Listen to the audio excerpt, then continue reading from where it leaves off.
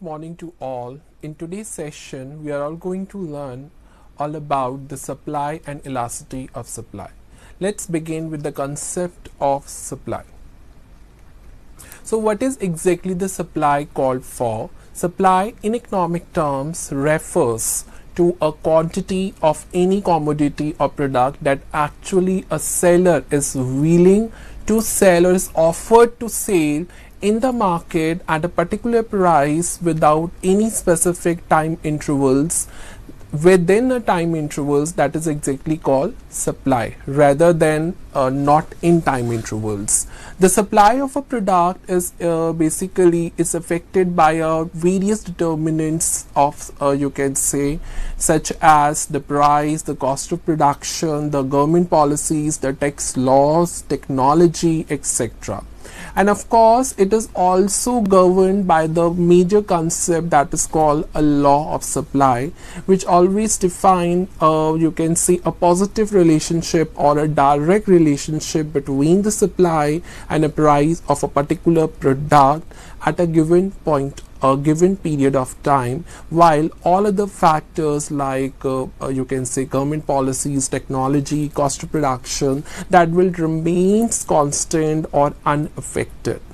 In other words, supply can be defined as a willingness of a seller to sell a specified product and services that could be essentially sales offered for sale in a particular market at a particular time period. There should be a major point to note down that demand is a willingness of a buyer and the supply is a willingness of a supplier who always offer a product in the market to the customers.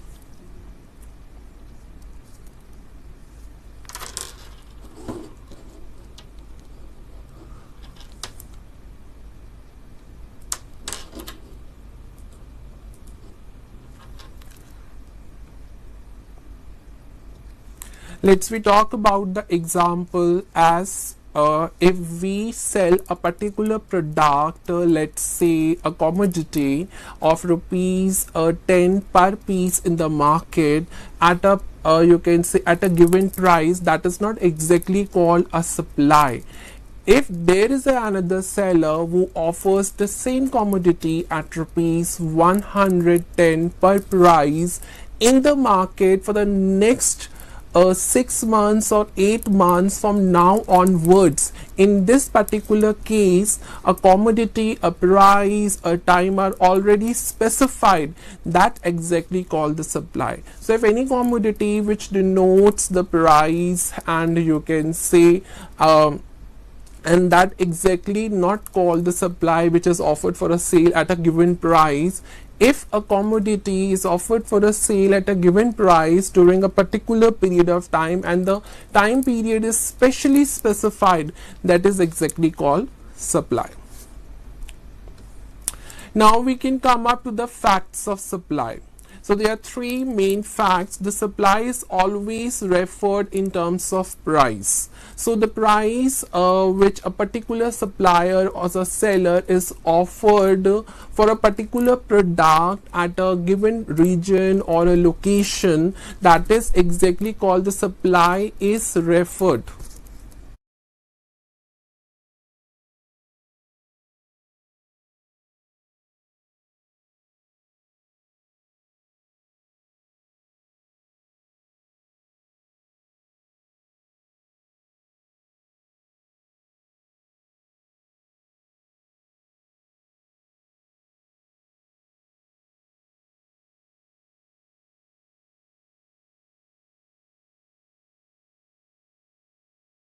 Let's talk about the facts of supply.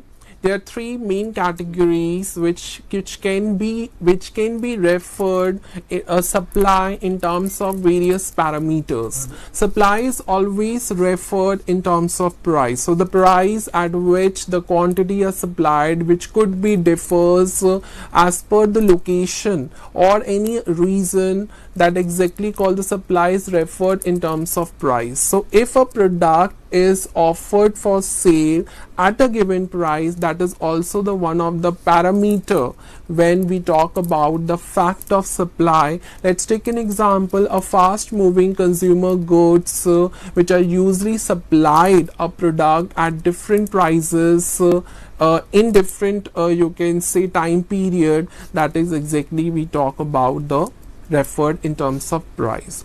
Now we can come up to the next fact, that is the supply is referred in terms of time. So if any supplier is offered a product at a given price during a given period of time, let's say per month, per week, per day, annually, quarterly, then we can talk about the one of the major fact of supply which is referred in terms of time. Next one is supply considers the stock and the market price of a commodity. When we talk about these two main aspects, that is the stock and the market price of a product, it's automatically affect the supply to a greater extent, because if the market price of a product is more than its cost price, the seller will immediately increase the supply of a product in the market. So after all, he wants to, you can say, sell more and more a particular product which and the particular market price is also more than its cost price. So automatically the supply would get increased in the market. So if any decrease in the market price as compared to the cost price, then definitely the supplier or the seller will automatically reduce the supply of a particular product in the market. So automatically the stock is totally dependent on the fluctuations in the price level of a particular product, and accordingly the supplier or the seller will take up a decision whether to reduce or to increase the supply of a product in the market. And that's why it is also the one of the most important fact that the supply not only consider the stock but also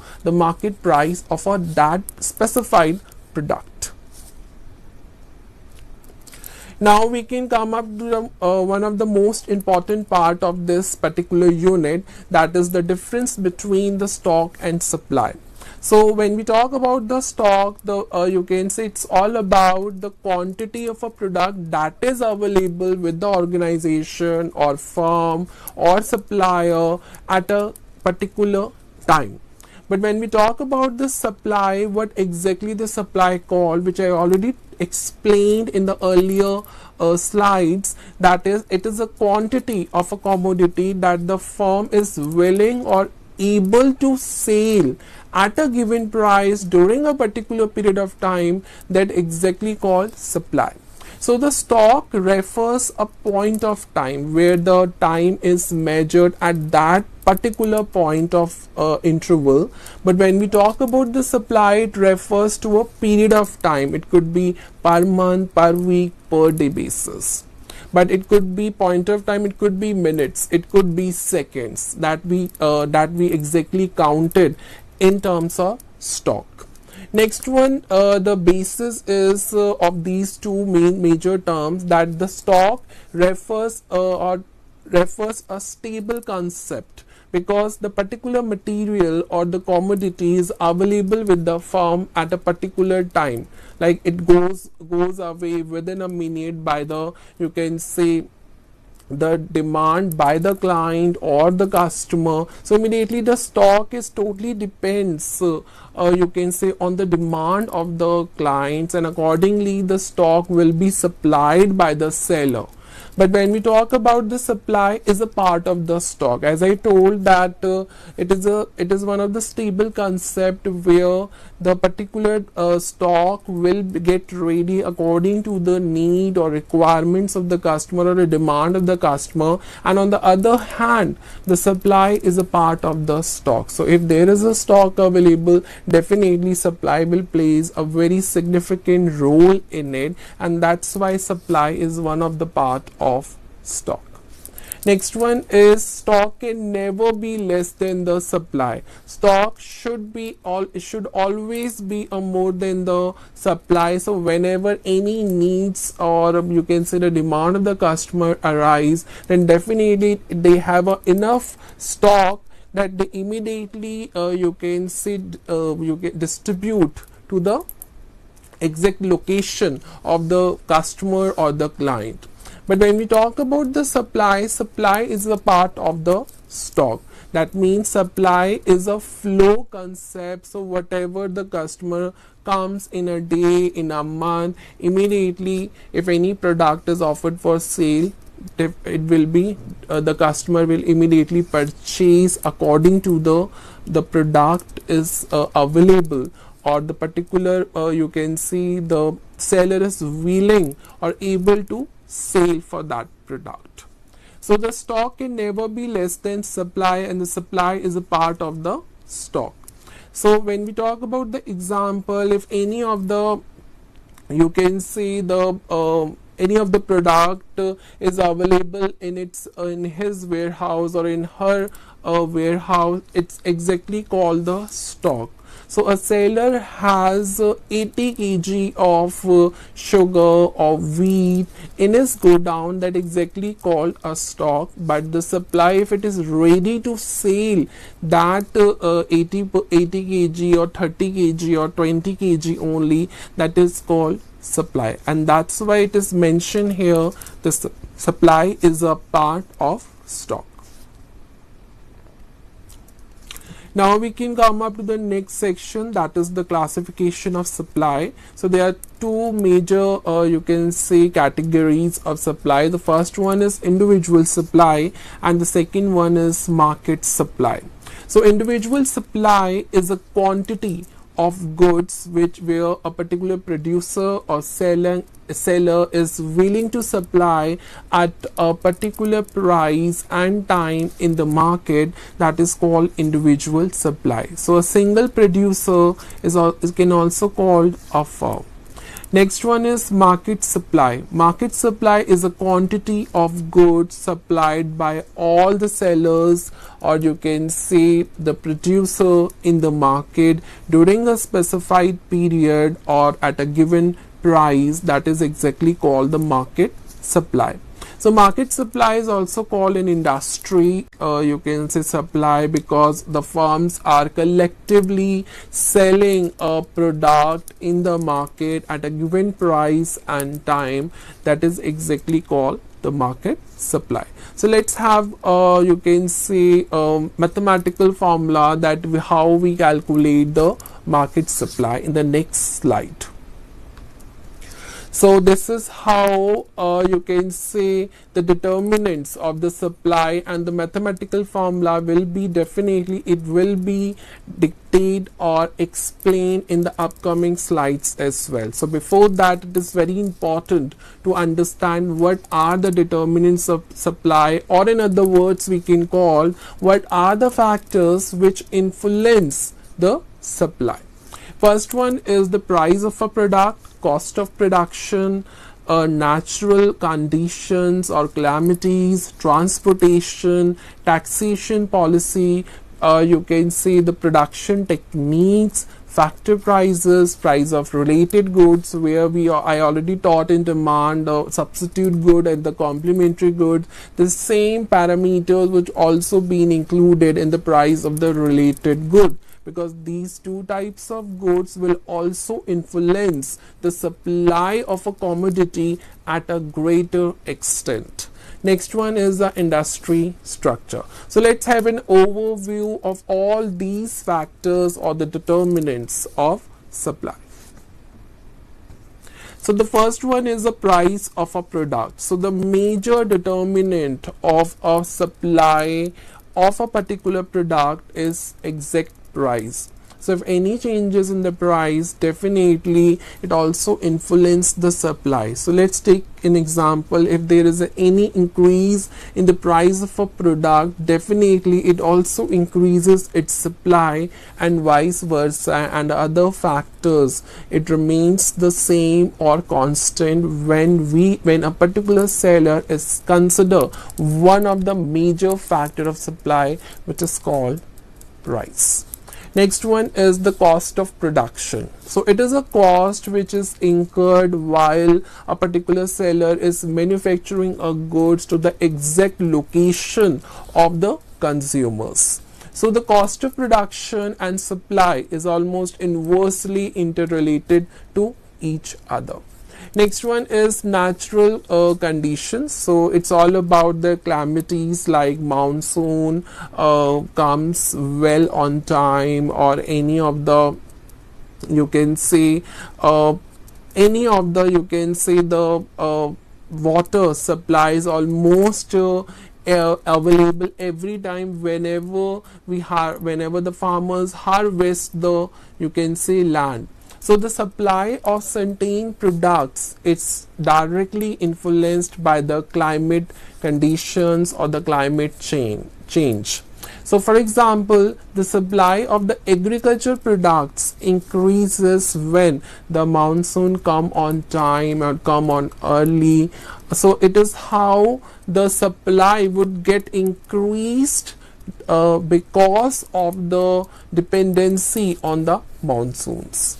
Next one is the transportation condition. So better transport facilities is always resulted to the increase in the supply and the increase in the supply of goods. So if the transport plays a very significant role or is one of the major factor in the supply of goods, so because without it the goods are not being available on time if there is a poor facility of transportation. So transport is also you can see one of the factor where a particular seller, if they offer a product for sale in the market at a given price and time, so it is also a responsibility of the seller that the transportation facilities would always be available at a convenient time so that they can manufacture the product at the right time to the consumers.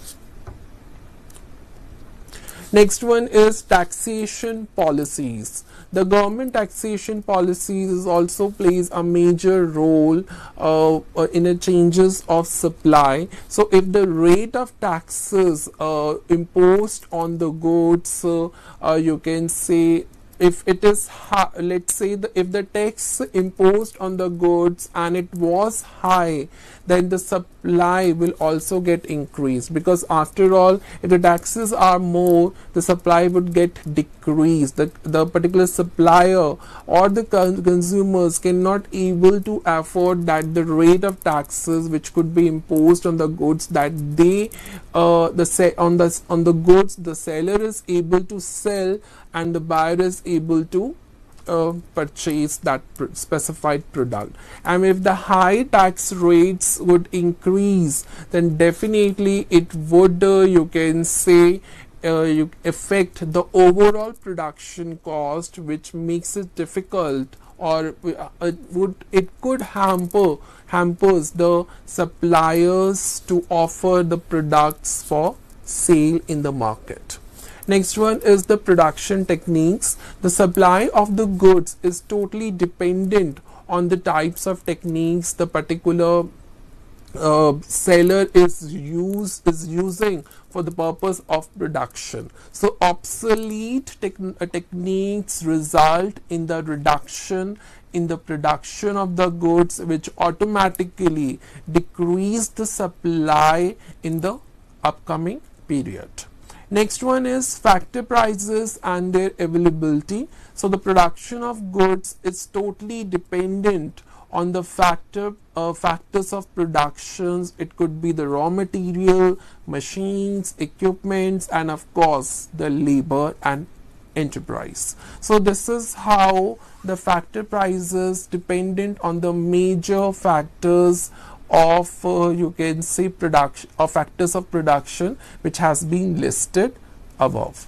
Next one is the price of related goods. So the prices of the substitutes and the complementary goods influence the supply of a product to a greater extent, because if there is any changes in the supply of these two categories of the goods, which automatically either increase or decrease the supply of that specified product.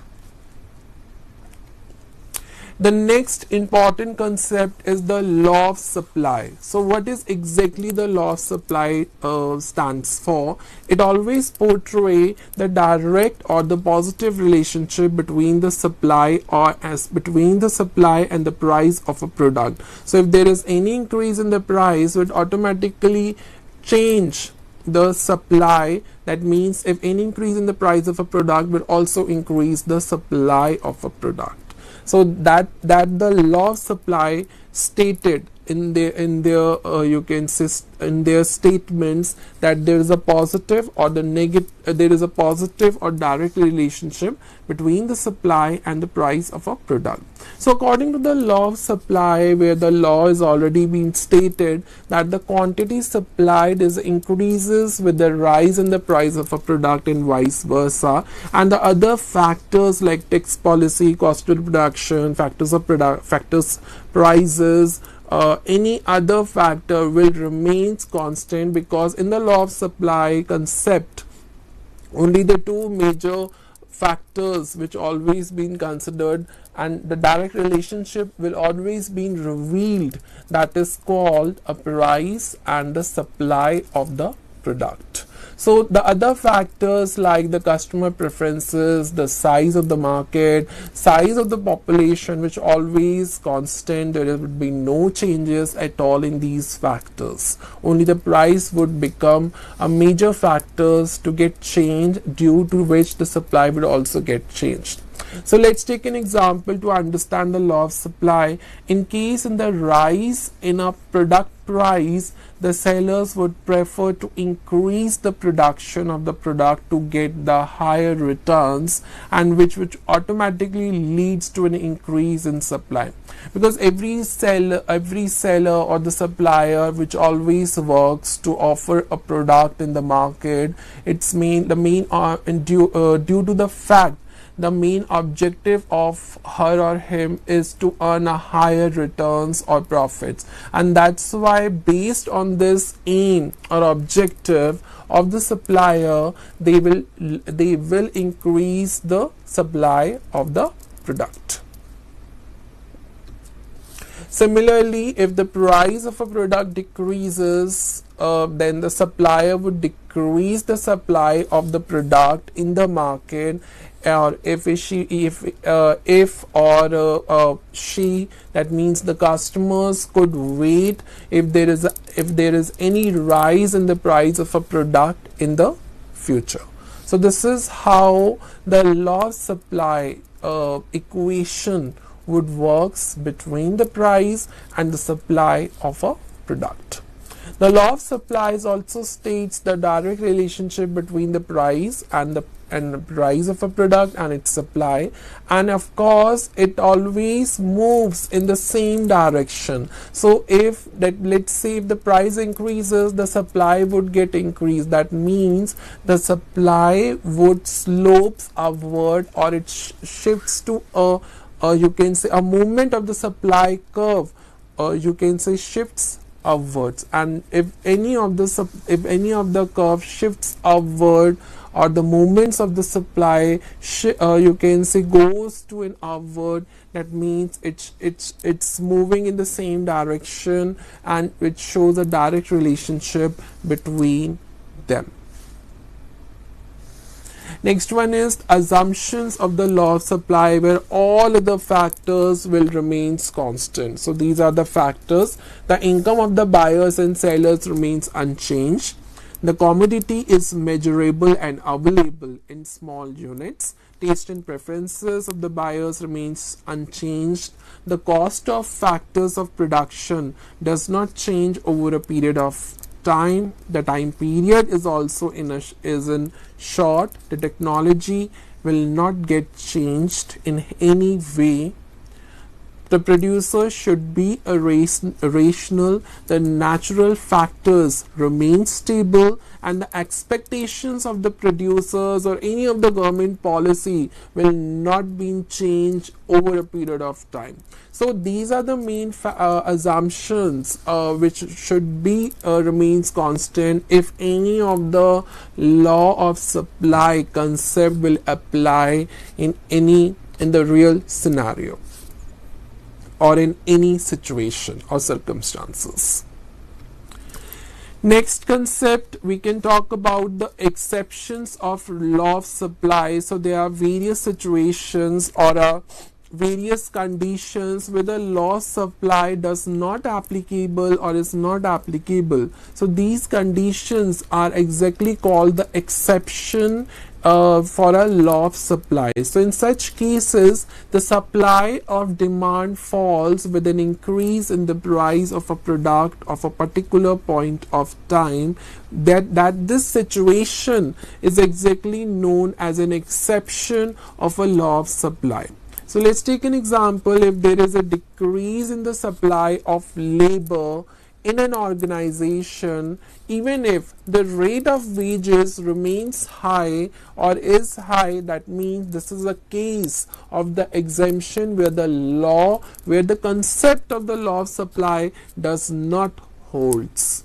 So the exception of the law of supply is represented as a regressive supply curve, which is a backward sloping. That means, as I said, the law of supply shows the upward movement, but the exemption of the law of supply which shows a backward movement. So when we law of supply, we can talk about the upward movement, and when exception goes on where the increase and decrease factors would consider, that means it shows a backward slope supply curve or a downward slope supply curve. That exactly called as exceptional, or in other words we can also call the exceptional supply curve.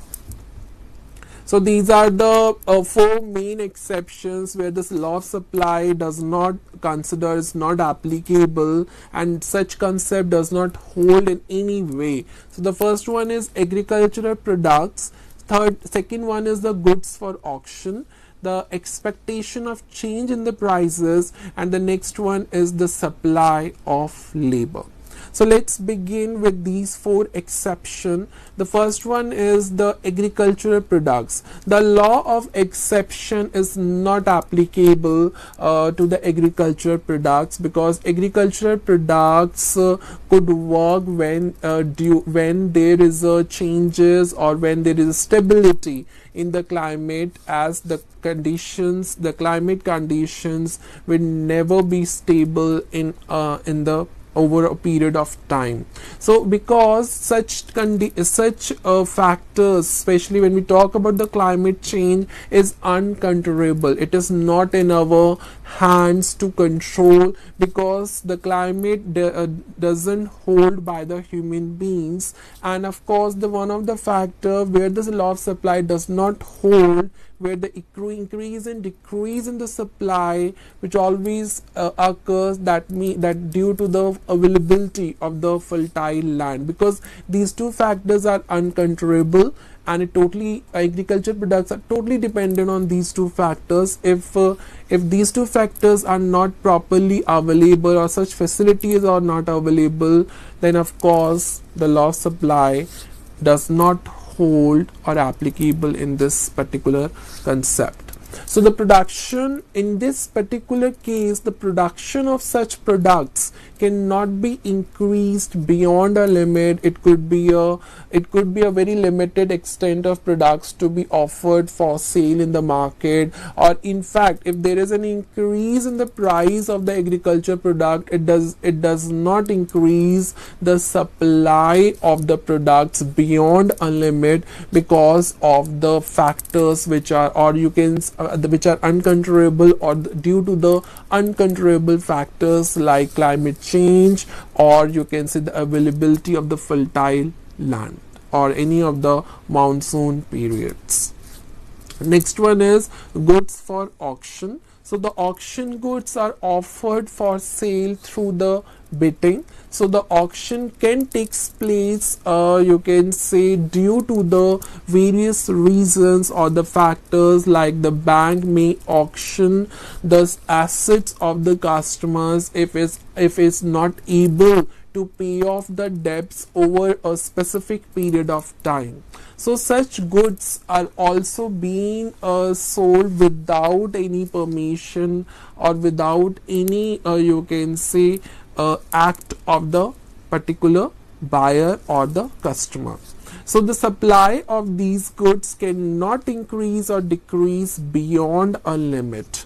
So if any of the demand of the buyer comes increased, then doesn't mean the particular goods for auction would be available and offered for sales to that to fulfill the demand of that customers. So it's never be the above limit. It always be in a limit where the such goods rise due to the fall in the prices, but it does not influence any supply of the good.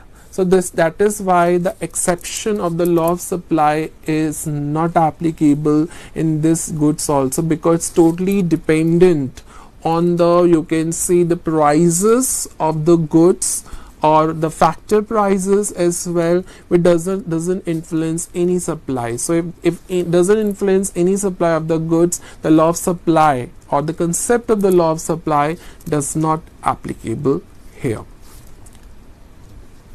Next one is the expectation of change in prices. The law of supply is not applicable under the circumstances when there is an expectation that any changes in the price of the product in the near future.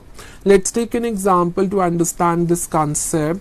If the price of a wheat rises and is expected to increase further in the next few months, the seller may not increase any supply of the, you can say, wheat and store the large quantities with the hope to achieve the higher profits in the near future if or at a time if any prices, you can say, rise. So this is the one of the case where the law of supply does not hold, where there is an inverse relationship shown in this example or in this particular concept. That's why the law of supply is not applicable, because it shows direct relationship, and this in this particular aspect it shows an inverse relationship between the price and the supply.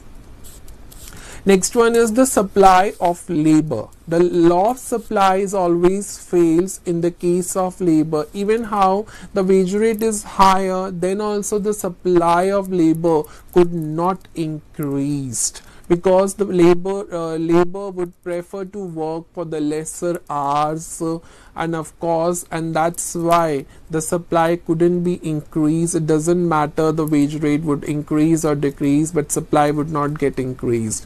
So that's why, because laborers may have a better option to work somewhere with the lesser hours if the organization doesn't allow to you can say for the lesser hours. So they have an option to shift to some other organization. Even if the wage rate high, they don't prefer the work for the more hours. They always prefer the more wages with less hours. So this happens due to the change in the preferences. So if any of the preferences or the choice, you say taste and preferences factor would exist in the supply, that means the law of supply doesn't hold this you can say concept, because taste and preferences of the buyers will remain unchanged, but here it's changing. So that's why the law of supply is not applicable in this case. Next important concept is what is supply schedule. So the supply schedule is a tabular representation of the various commodities or various quantities of the commodities which are supplied by the supplier at different price level over a period of time. So it's all about you can say the tabular representation. So if you show the number of quantities of a particular, say a product wheat, along with the supply of units, then automatically in a particular table that's become the supply schedule. So supply schedule is always shows a positive relationship between the price of a commodity and its quantity which is offered for sale. So in the one column, the price of a product wheat would show up and let's say increase and the quantity of the, you can say, quantity to be supplied, you can say in favor of wheat, and the quantity would also get increased. That means the law of supply or the concept of law of supply is applicable in this particular case, in case of supply schedule. So it has also been said the supply schedule is a presentation of the law of supply in a tabular form. So if you look up the tables which I will be shown in the upcoming slides, you can easily understand the law of supply which shows a direct relationship. It's shown in this also, in this concept that's called the supply schedule. Types of supply schedule, there are two main types, the individual supply schedule and the market supply schedule. So individual supply schedule is the same meaning the supply schedule is called for. It is a tabular representation of the various commodities or various quantities of a product rather than various commodities that is supplied by an individual or a firm at a various price level over a period of time while keeping all factors constant. That's called individual supply schedule. Market supply schedule is a tabular statement of the various commodities of a product that all the suppliers in the market are willing to supply at a given various price level or given price level during a specific time period. It becomes a market supply curve. There is a main difference between two concepts where the individual supplier or sellers you can say deals with the product offered for sale, but in the market supply we are not talking about individual supplier or individual, you can say, seller. Here we are talking about the various suppliers or the various sellers offer product for sale at various price level during a specified period of time. That becomes the market supply curve, and that is a main difference between these two concepts. So this is how the market supply, as I told, where we already studied about the classifications of supply, where we talk about the individual supply or market supply, but how we calculate the market supply. This is a major formula here where the supply of individual, you can say, individual supplier, here we talk about A plus supply another individual supplier, say B, let's say individual suppliers, say C and D and so on. So when we add up together, it becomes the market supply schedule. When we show up in a tabular statement, we also call a market supply schedule. So if you add up individual supplier A with their quantities, B with their quantities, C with their quantity, when you add up together, it becomes market supply. Because market supply, what the refers? It refers that all the suppliers, you can say, offer a product for sale at various price level. If we talk about a given price level, we talk about the individual supply. But when we talk about the various price level at a specified period of time, it becomes market supply. So this is an example of an individual supply curve. So if you look up the schedule, individual supply schedule, because it is shown in the tabular representation where the quantity you can see up which has been shown over here begin from 50 to 200, and the price is also been increased from 1 to 8.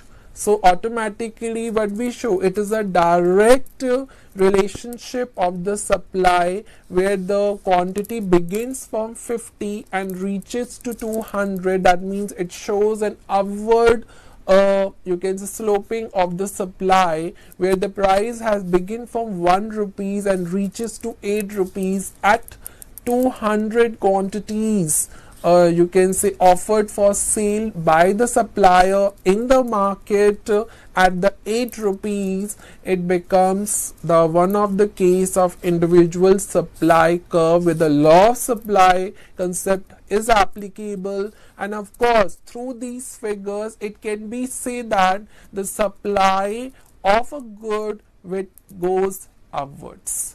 So this is a case of the market supply schedule where the prices of the goods has been shown, it's 1 to 5, it's increasing, and the supply of you can say A or the supplier of B, that means the individual suppliers A and B where the quantities has also been mentioned which also increasing.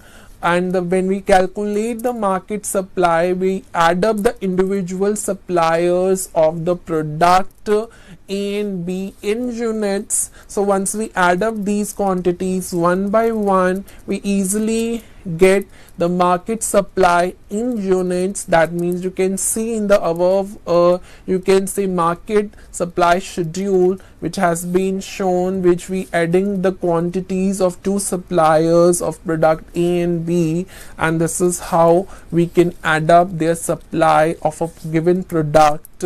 So which has been added one by one, and we can easily get it the market supply in units. So this is an example to try where the you can say quantity supplied of the three suppliers Stella, Skorkia and the King you can say Poker, and easily their units has also been shown, and the you can see price is also been shown and market supply, just to add up all these units and you can easily calculate the market supply. Now the next concept is supply curve. What is supply curve? So the supply curve in economics we define it is a graphical representation of a supply schedules. That's called supply curve. So if you show any of the curve based on the supply schedule, whether it could be the individual schedule or the market supply schedule, it becomes supply curve. So in a graph, a price of a product is represented on the y-axis and the quantity supplied is represented on the x-axis.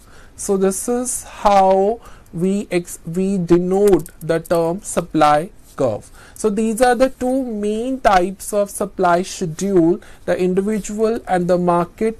You can say individual supply, two main types of the supply curve, individual supply curve and the market supply curve. So this is the how we can show up the individual supply curve, where we just shows a graphical representation of an individual supply schedule. So if you look up the table where it shows an individual supply curve where the price of a product increases from 5 to 20 and the quantity supplied of commodity A, its kg per week, has also been increased from 3,000 to 15,000. That means the individual supply curve of a commodity holds the concept of law of supply. So based on the table we can easily derive the individual supply curve, which is shown or which is based from the figures which is shown in a tabular representation.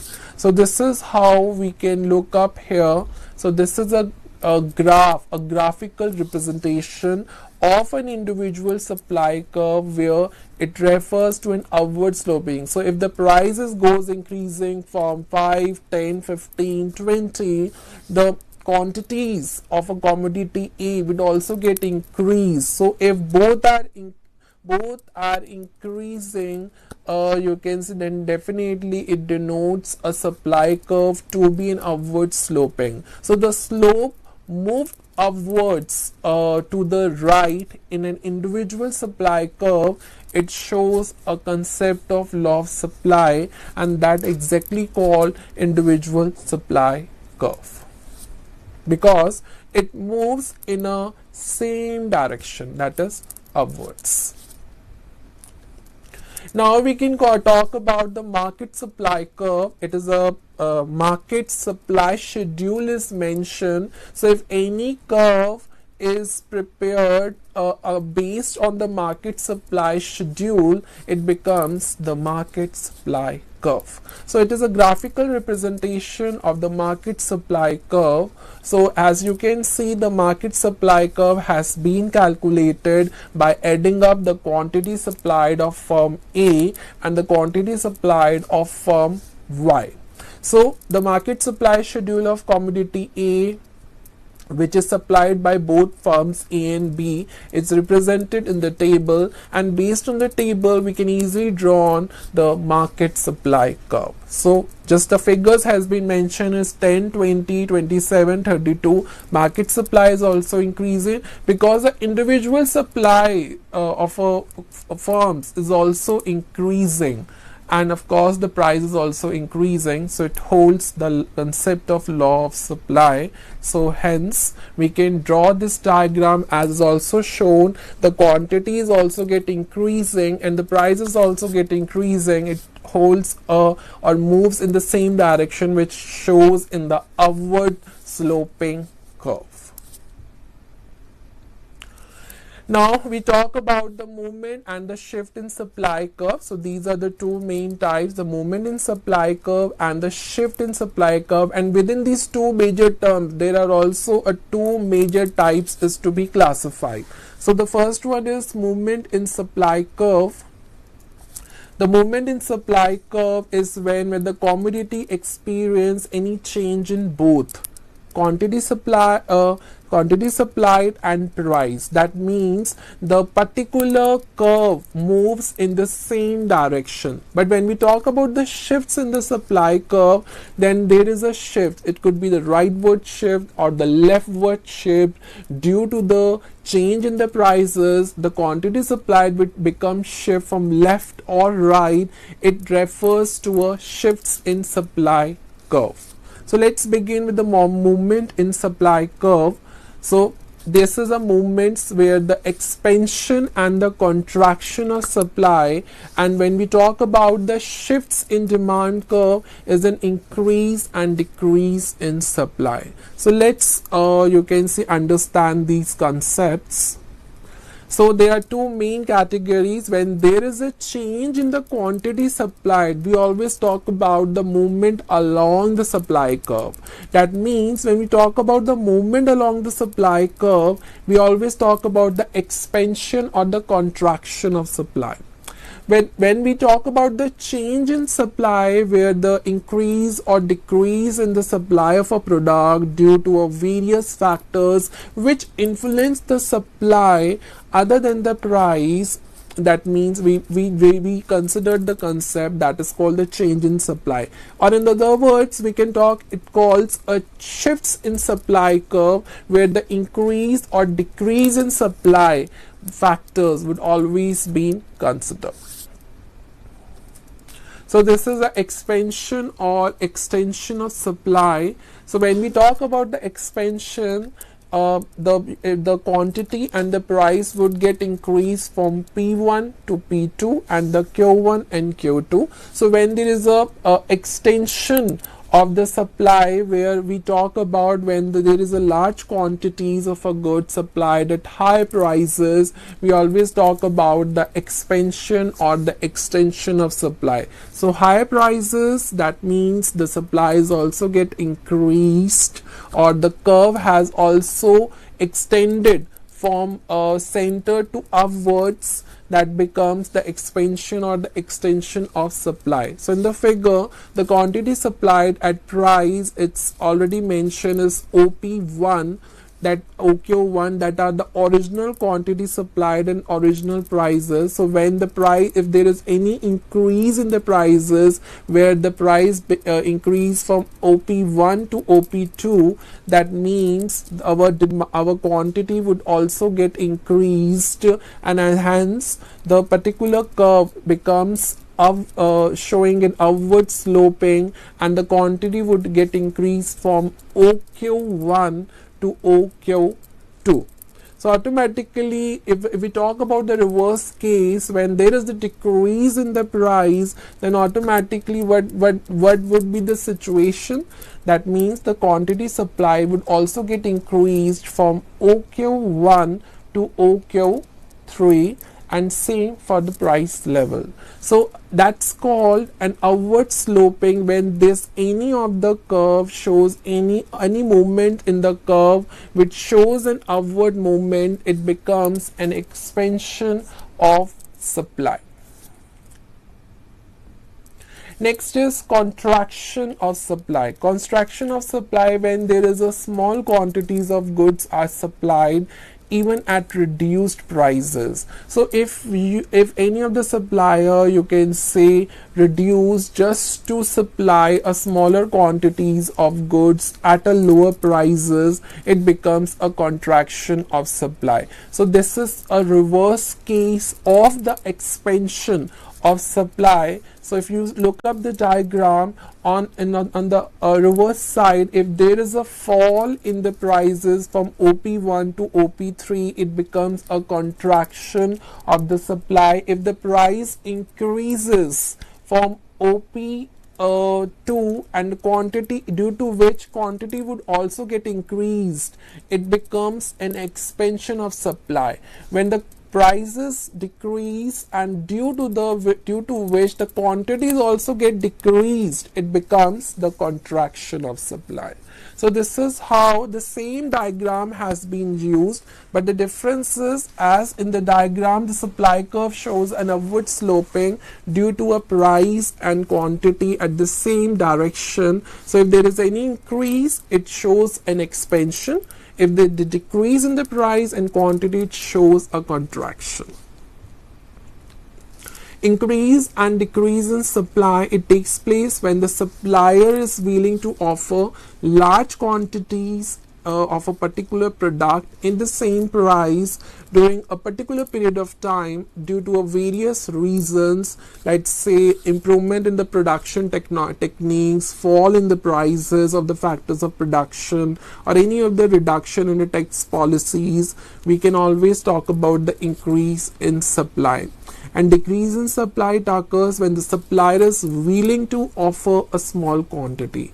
If we talk about small quantities to offers to the customers at the same price, we decrease in supply. If we large quantities to offer for sale in the market at the same price, it becomes increase in supply. But the difference is the factors, the determinants.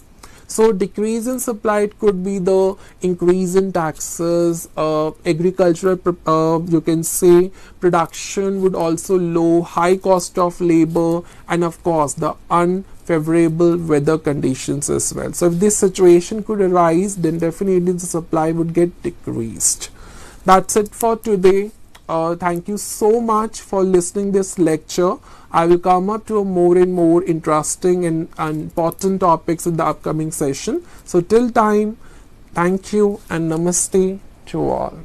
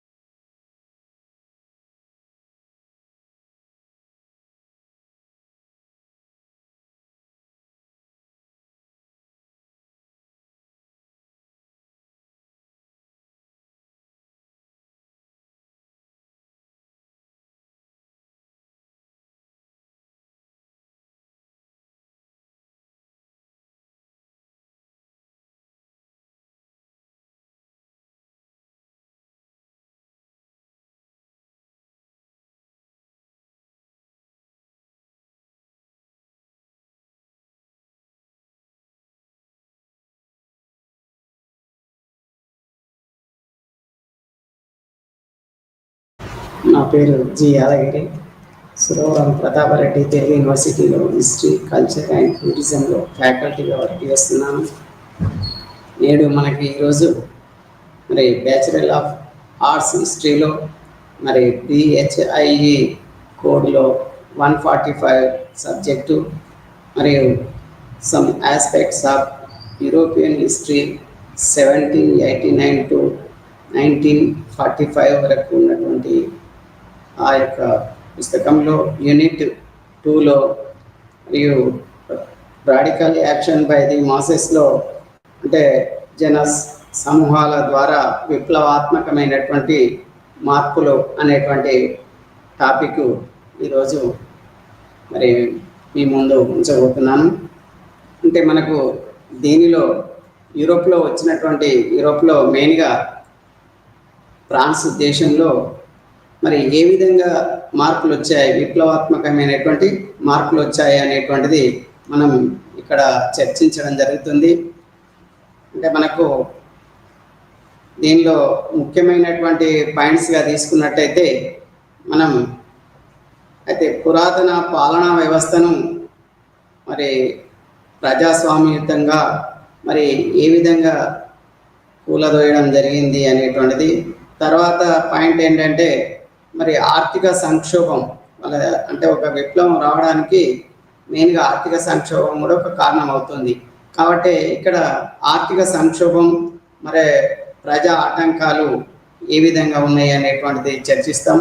దాని తర్వాత దేశ ఆర్థిక వ్యవస్థ పతనం మరియు రాజకీయ సంక్షోభం. Next point మరి ప్రముఖులతో కూడినటువంటి పార్లమెంటరీ వ్యవస్థ, ఆ పార్లమెంటరీ వ్యవస్థలో తిరుగుబాట్లు జరగడం. నెక్స్ట్ పాయింట్ ఏంటంటే ఎస్టేట్ జనరల్ పిలుపు మేరకు మరి ఇక్కడ విప్లవం రావడం జరిగింది. తర్వాత పాయింట్ తత్వవేత్తల యొక్క పాత్ర.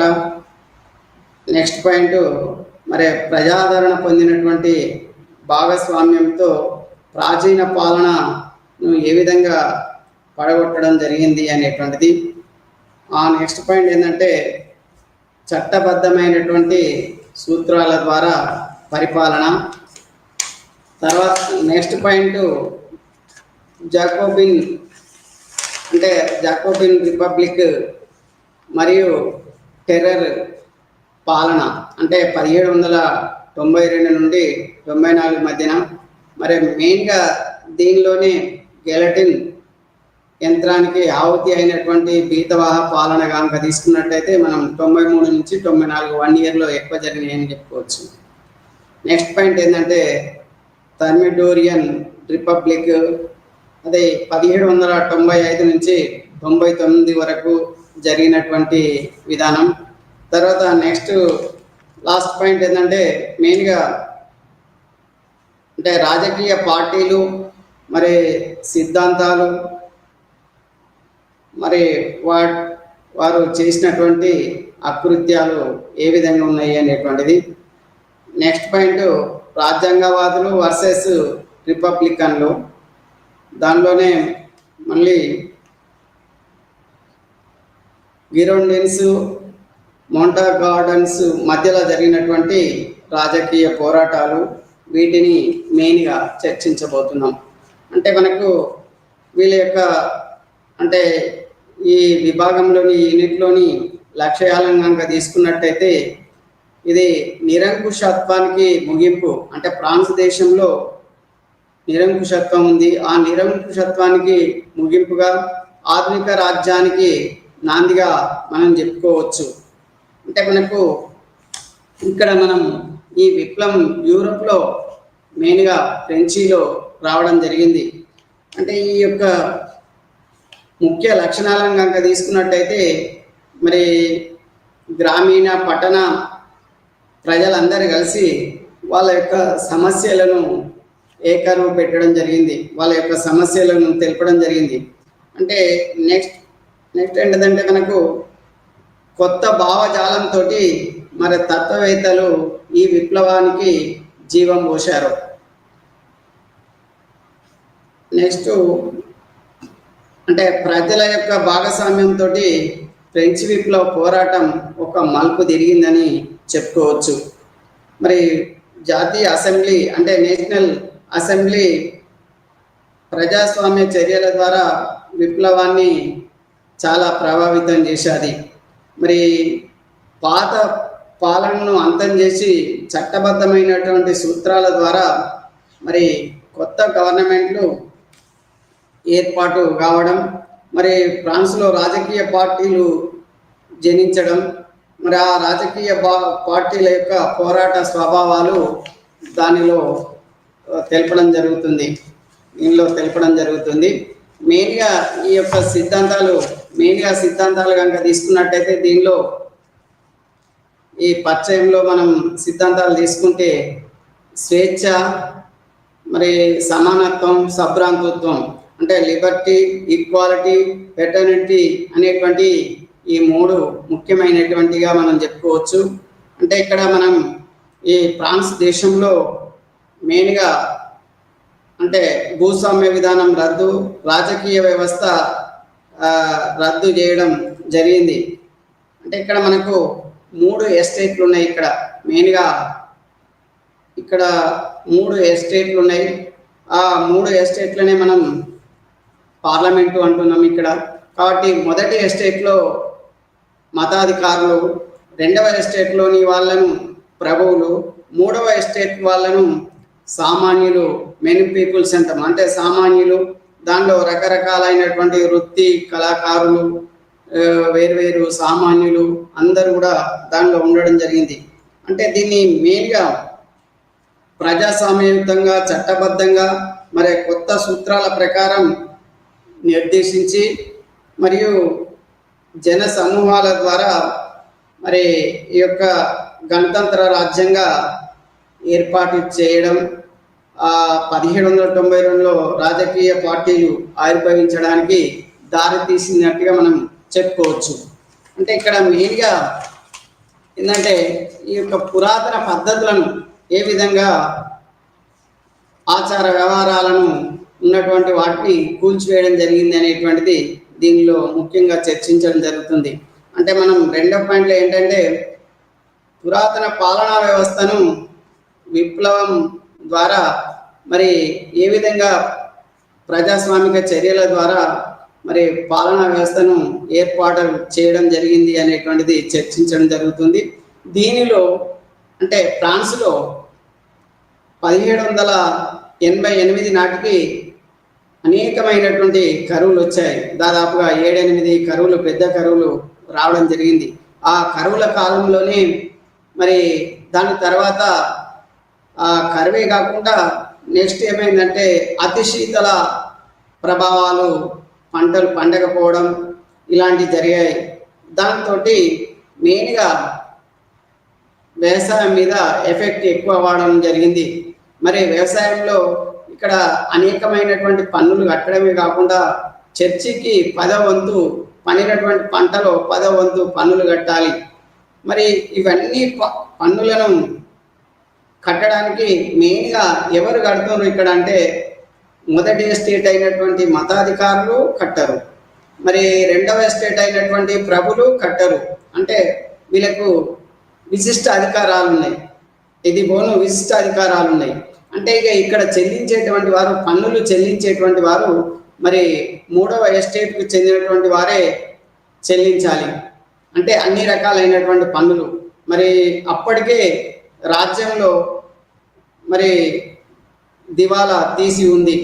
అంటే ఇక్కడ మనకు ఆర్థిక వ్యవస్థను కనుక తీసుకున్నట్టయితే ఎలా ఉంది వీళ్ళ యొక్క ఆర్థిక వ్యవస్థ అని తీసుకుంటే మరి ఆర్థిక సంక్షోభం, ప్రజా ఆటంకాలలో మనం చర్చించినట్టయితే మరి పరిమితమైనటువంటి వృద్ధి రేటు ఉంది. మరి అంటే పరిమితమైనటువంటి శ్రేయస్సు మాత్రమే ఉంది. మరి ఇక్కడ చమురు పరిశ్రమలు, పత్తి పరిశ్రమలు, ఓడల పరిశ్రమలు, చక్కెర పరిశ్రమలు, మరి ఇవన్నీ వలస వాణిజ్య అభివృద్ధి మొదలైనటువంటి అన్నీ జరిగాయి. మరి ఈ కరువుల కాలంలో మెయిన్గా ధాన్యం రేటు పెరగడమే కాకుండా వాళ్ళు ఎక్కువ తీసుకునేటువంటిది బ్రెడ్. ఆ యొక్క రొట్టె రేట్లు కూడా ఆకాశాన్ని అంటాయి. అంటే 50% నుంచి 60% నుంచి 100% వరకు రేట్లు పెరగడం మరి మెయిన్గా ఈ యొక్క ఆర్థిక సంక్షోభానికి దారి తీయడం జరిగింది. మరి రొట్టె రేటు పెరగడమే కాకుండా వైన్స్ రేటు తగ్గాది. ఎందుకంటే వాళ్ళకి కావాల్సినటువంటిది చలి ప్రదేశం కాబట్టి వైన్స్ తీసుకోవాల్సినటువంటి పరిస్థితి వాళ్ళది. కాబట్టి ఇక్కడ తినడానికి తిండి గింజలు దొరకడం లేదు కాబట్టి ఫస్ట్ తిండి కొరకు ఖర్చు పెట్టడం జరుగుతుంది, తర్వాతనే వైన్స్ ఖర్చు పెట్టడం జరుగుతుంది. కాబట్టి ఇక్కడ వైన్స్ ఎవరు కొనకపోవడం వల్ల రేట్లు తగ్గాయి. మరి ఈ విధంగా లాభాలు కూడా తగ్గడం జరిగింది వైన్స్లో. అంటే ఇక్కడ ఆర్థిక వ్యవస్థ అస్తవ్యస్తమైనటువంటి ఆర్థిక వ్యవస్థ ఉంది. అంటే 5% ఉన్నటువంటి ప్రివిలైజ్డ్ చెందినటువంటి ప్రభువులు, మతాధికారులు, ఈ ఫస్ట్ స్టేట్ సెకండ్ ఎస్టేట్ వాళ్ళు మరి 5% ఉంటే మరి 95% థర్డ్ ఎస్టేట్లో ఉంటుంది పాపులేషన్.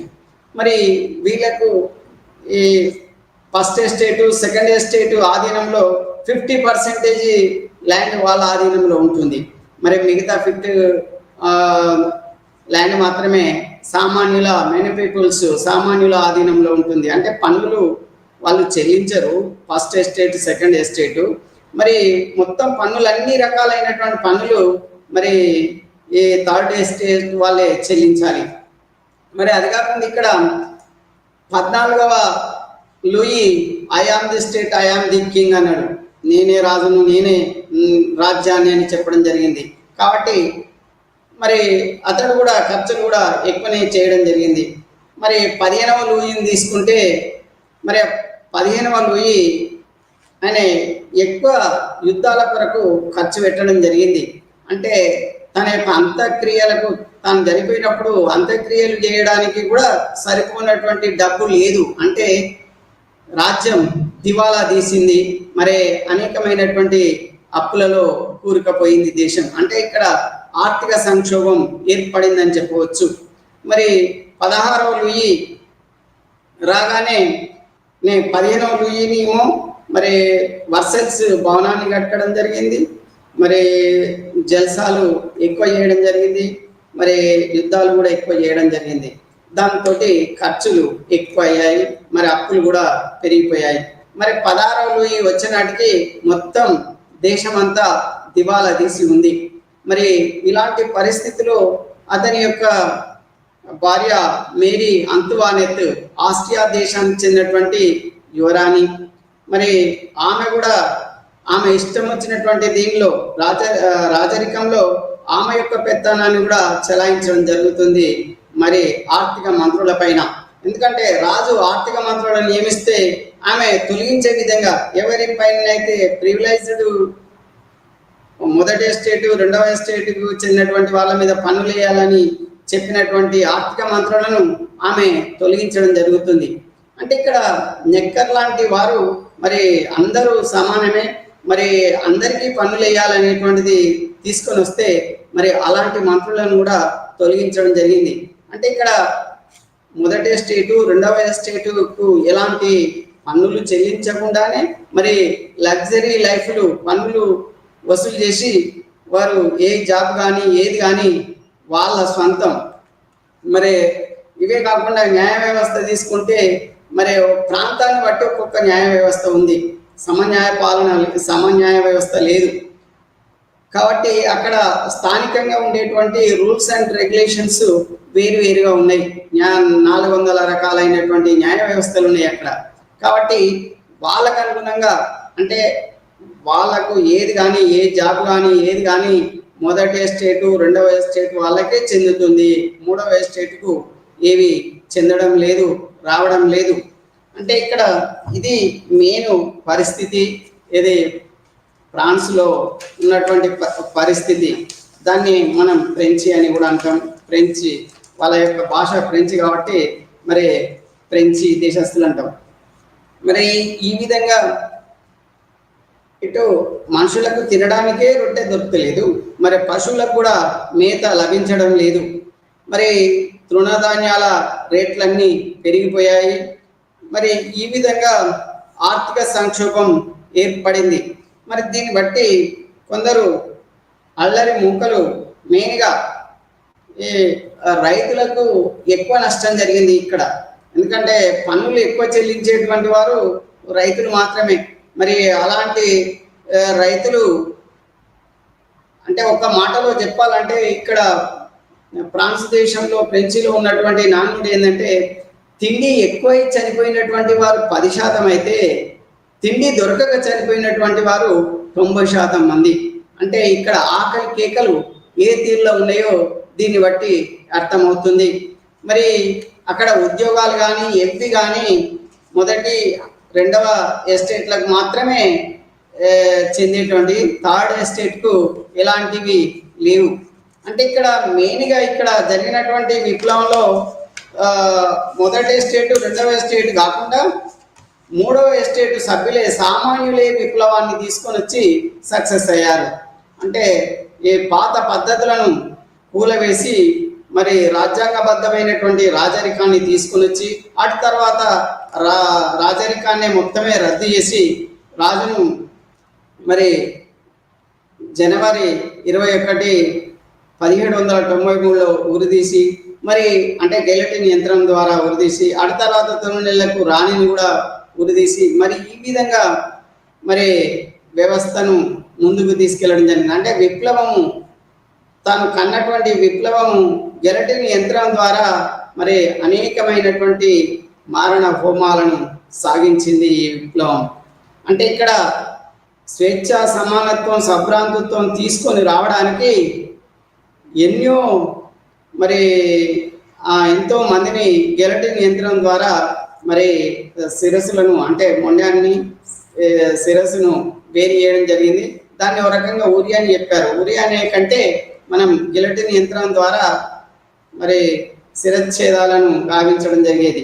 అంటే ఒక బుట్టలో శిరస్సును పడే విధంగా గిలటిన్ యంత్రం ద్వారా విప్లవానికి వ్యతిరేకంగా ఉన్నటువంటి వాళ్ళందరినీ మరి ఆ విధంగా వేల మందిని చేయడం జరిగింది. అంటే ఇక్కడ విప్లవం ఎంత లాస్ట్కు ఎంత దారుణానికి ఒడిగట్టిందో దీన్ని బట్టి అర్థమవుతుంది. అంటే మనకి ఇక్కడ ఈ ఆర్థిక సంక్షోభం ఉండడం వల్ల ఈ ఆర్థిక సంక్షోభంతో మరి రాజ్యం దివాలా తీసిందని చెప్పుకోవచ్చు. మరి దివాలా తీయడమే కాకుండా ఎక్కువ అప్పులు కావడం జరిగింది. మరి అప్పులను తీర్చుకోవడానికి రాజుకు 16వ లూయికి మరి అసెంబ్లీని ఏర్పాటు చేసి మరి పన్నులు పెంచుకొని పన్నుల యొక్క పర్సంటేజ్ని పెంచుకొని ప్రజల మీద విధించాలంటే థర్డ్ ఎస్టేట్ పైలనే విధించాలి కాబట్టి మరి పన్నులను ఎక్కువ చేయాలనేటువంటి ఉద్దేశంతో అతడు పన్నులు విధించడం జరుగుతుంది. కానీ ఆ పన్నుల విధింపులను ఎవరు ఒప్పుకోకుండా మరి కంపల్సరిగా అసెంబ్లీని పార్లమెంటుని ఏర్పాటు చేసే పన్నులు విధించాలి. రాజు విధించడానికి ఏకనిర్ణయంగా చేయడానికి వీలు లేదు. మరి అప్పటికే మరి రాజు అంటే మనకు 614 నుండి 1789 వరకు 175 సంవత్సరాల వరకు పార్లమెంటును ఏర్పాటు చేయలేదు. అంటే ఎంత నియంతృత్వంగా పరిపాలిస్తుందో చూడండి, దాన్ని బట్టి అర్థమవుతుంది. మరి అలాంటిది మరి పన్నులను పెంచాలంటే పార్లమెంట్ యొక్క ఆమోదం కావాలి. మరి పార్లమెంట్ యొక్క ఆమోదం కావాలంటే పార్లమెంటును సమావేశపరచలేదు 175 సంవత్సరాల నుండి. మరి కాబట్టి ఇప్పుడు పన్నులు పెంచాలి అంటే పార్లమెంటును సమావేశపరచాలి. మరి సమావేశపరిచే ఉద్దేశంతో ఈ పన్నులను ఎక్కువ చేయడానికి మరి 1789 అంటే ఇక్కడ మనకు హెడ్డింగ్ తీసుకున్నట్టయితే ప్రముఖులు పార్లమెంటుల తిరుగుబాటు తీసుకుంటే ఇది ఫిబ్రవరి 22, 1782లో మరి ప్యారిస్లోని అంటే వర్సల్స్లో భవనంలో మెయిన్గా ప్రముఖుల యొక్క క్యాబినెట్ మీటింగ్ను ఏర్పాటు చేయడం జరిగింది. దానికి కలోన్ చేసినటువంటి ప్రతిపాదనలను మరి తీవ్రంగా మరి వ్యతిరేకించడం జరిగింది. ఆ పన్నులను వ్యతిరేకంగా అంటే ఇక్కడ మరి ముఖ్యంగా వ్యతిరేకించినటువంటి వాడు లభయతే. అంటే ఇక్కడ విప్లవ కారకుడు, విప్లవ లీడర్ కూడా లభయతే అని చెప్పుకోవచ్చు ఫ్రెంచ్ విప్లవంలో. మరి నిజమైనటువంటి నేషనల్ అసెంబ్లీ మాత్రమే పన్నులను పెంచాలని అతడు పట్టుబట్టడం జరిగింది. కాబట్టి చేసేది లేక ఆర్థిక మంత్రులు కంపల్సరీ సమావేశం ఏర్పాటు చేయడానికి నిర్ణయించుకోవడం జరిగింది. మరి కలం తర్వాత వచ్చినటువంటి వాడు బ్రియన్ కూడా సెప్టెంబర్లో మరి మరొక సమావేశాన్ని ఏర్పాటు చేయడం జరిగింది. అయినప్పటికీ 1787 సెప్టెంబర్లో ఏర్పాటు చేసినటువంటి సమావేశంలో కూడా ఈ పన్నుల పెంపకం ఒక కొలిక్కి రాకపోవడం, దానితోటి మరి ఈ నెక్కర్ ప్రతిపాదించినటువంటి దాన్ని పన్నులు పెంచాలంటే పార్లమెంటు సమావేశాన్ని కంపల్సరీ ఏర్పాటు చేయాలని చెప్పడం జరిగింది. కాబట్టి మరి ఆ ఉద్దేశంతో 175 సంవత్సరాల తర్వాత సమావేశాన్ని ఏర్పాటు చేయాలనేటువంటి ఆలోచన కలిగింది. మరి పెంచడానికి ఏం చేయాలి? మరి పన్నులు పెంచాలి అంటే సమావేశాన్ని ఏర్పాటు చేయాలి. మరి సమావేశాన్ని ఏర్పాటు చేయాలంటే ఎస్టేట్ జనరల్ను మనం పిలవాలి. ఈ 3 ఎస్టేట్ జనరల్ను, ఫస్ట్, సెకండ్, థర్డ్ ఎస్టేట్ జనరల్ను కలిపి మనం ఎస్టేట్ జనరల్ అన్నాం. మరి ఈ ఎస్టేట్ జనరల్ను మరి సమావేశానికి పిలవడం జరిగింది. అంటే ఆనాటికే మనం 1788 నాటికే మరి 4.5 బిలియన్ల లివర్స్ల యొక్క అప్పులో ఉంది.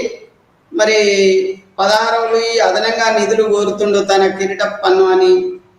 చర్చ్ ఏమో 10th పన్ను కావాలని, అంటే పండినటువంటి పంటలో 10వ వంతు చర్చికి ఇవ్వాలి. మరి ఇవన్నీ ఉన్నాయి కాబట్టి చర్చించడానికి ఈ యొక్క 3 ఎస్టేట్లను పిలవడం జరిగింది. అయితే ఇక్కడ మనకు ఎస్టేట్ జనరల్లో తీసుకున్నట్టయితే ఫస్ట్ ఎస్టేట్ జనరల్లో మరి మతాధికారులు ఉన్నారు, రోమన్ క్యాథలిక్స్ ఉన్నారు దీనిలో. మరి తర్వాత సెకండ్ ఎస్టేట్లో కూలీనులుగా మనం పిలువబడేటువంటి ప్రభువులు ఉన్నారు. తర్వాత మెను పీపుల్స్గా పిలిచేటువంటి థర్డ్ ఎస్టేట్లో మరి సామాన్యులు ఉన్నారు. మరి ఇక్కడ మనకు ఎన్నెన్ని ఓట్లు ఉన్నాయి? గతంలాగా తీసుకున్నట్టయితే దీనికి ఒక్కొక్క ఎస్టేట్కు 300 ఓట్లు ఉంటాయి. అంటే సభ్యులు ఫస్ట్ ఎస్టేట్కు 300, సెకండ్ ఎస్టేట్కు 300, థర్డ్ ఎస్టేట్కు 300 ఉండేటువంటిది. కానీ వీళ్ళ యొక్క సంఖ్య ఎక్కువ ఉంది. మరి ఇక్కడ రైతులందరూ అంటే విప్లవాలు తీసుకొని వచ్చే విధంగా ఉన్నారు. మరి అంతటా మరి సమావేశాలు, సభలు జరుగుతున్నాయి.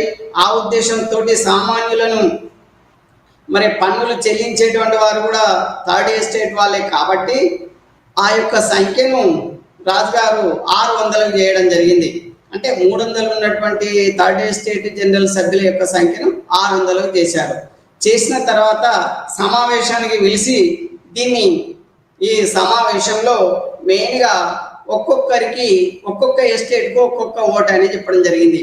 అంటే ప్రివిలైజ్డ్ వర్గానికి చెందినటువంటి ప్రభువులకు, మతాధికారులకు ఒక్కొక్క ఓటు, వాళ్ళు 2 ఓట్లు ఉంటే ఇద్దరికి కలిపి కాబట్టి ఆ 2 ఎట్టేస్తే అట్టే మరి శాసనం చేయబడుతుంది. ఇక్కడ సామాన్యులది 1 ఓటు ఉంటుంది కాబట్టి 1 ఓటు వాళ్ళకి వ్యతిరేకంగా పడుతుంది ఎట్లా కాబట్టి వీగిపోతుంది. సామాన్యులు చేసినటువంటి ప్రతిపాదనలు వీగిపోతాయి.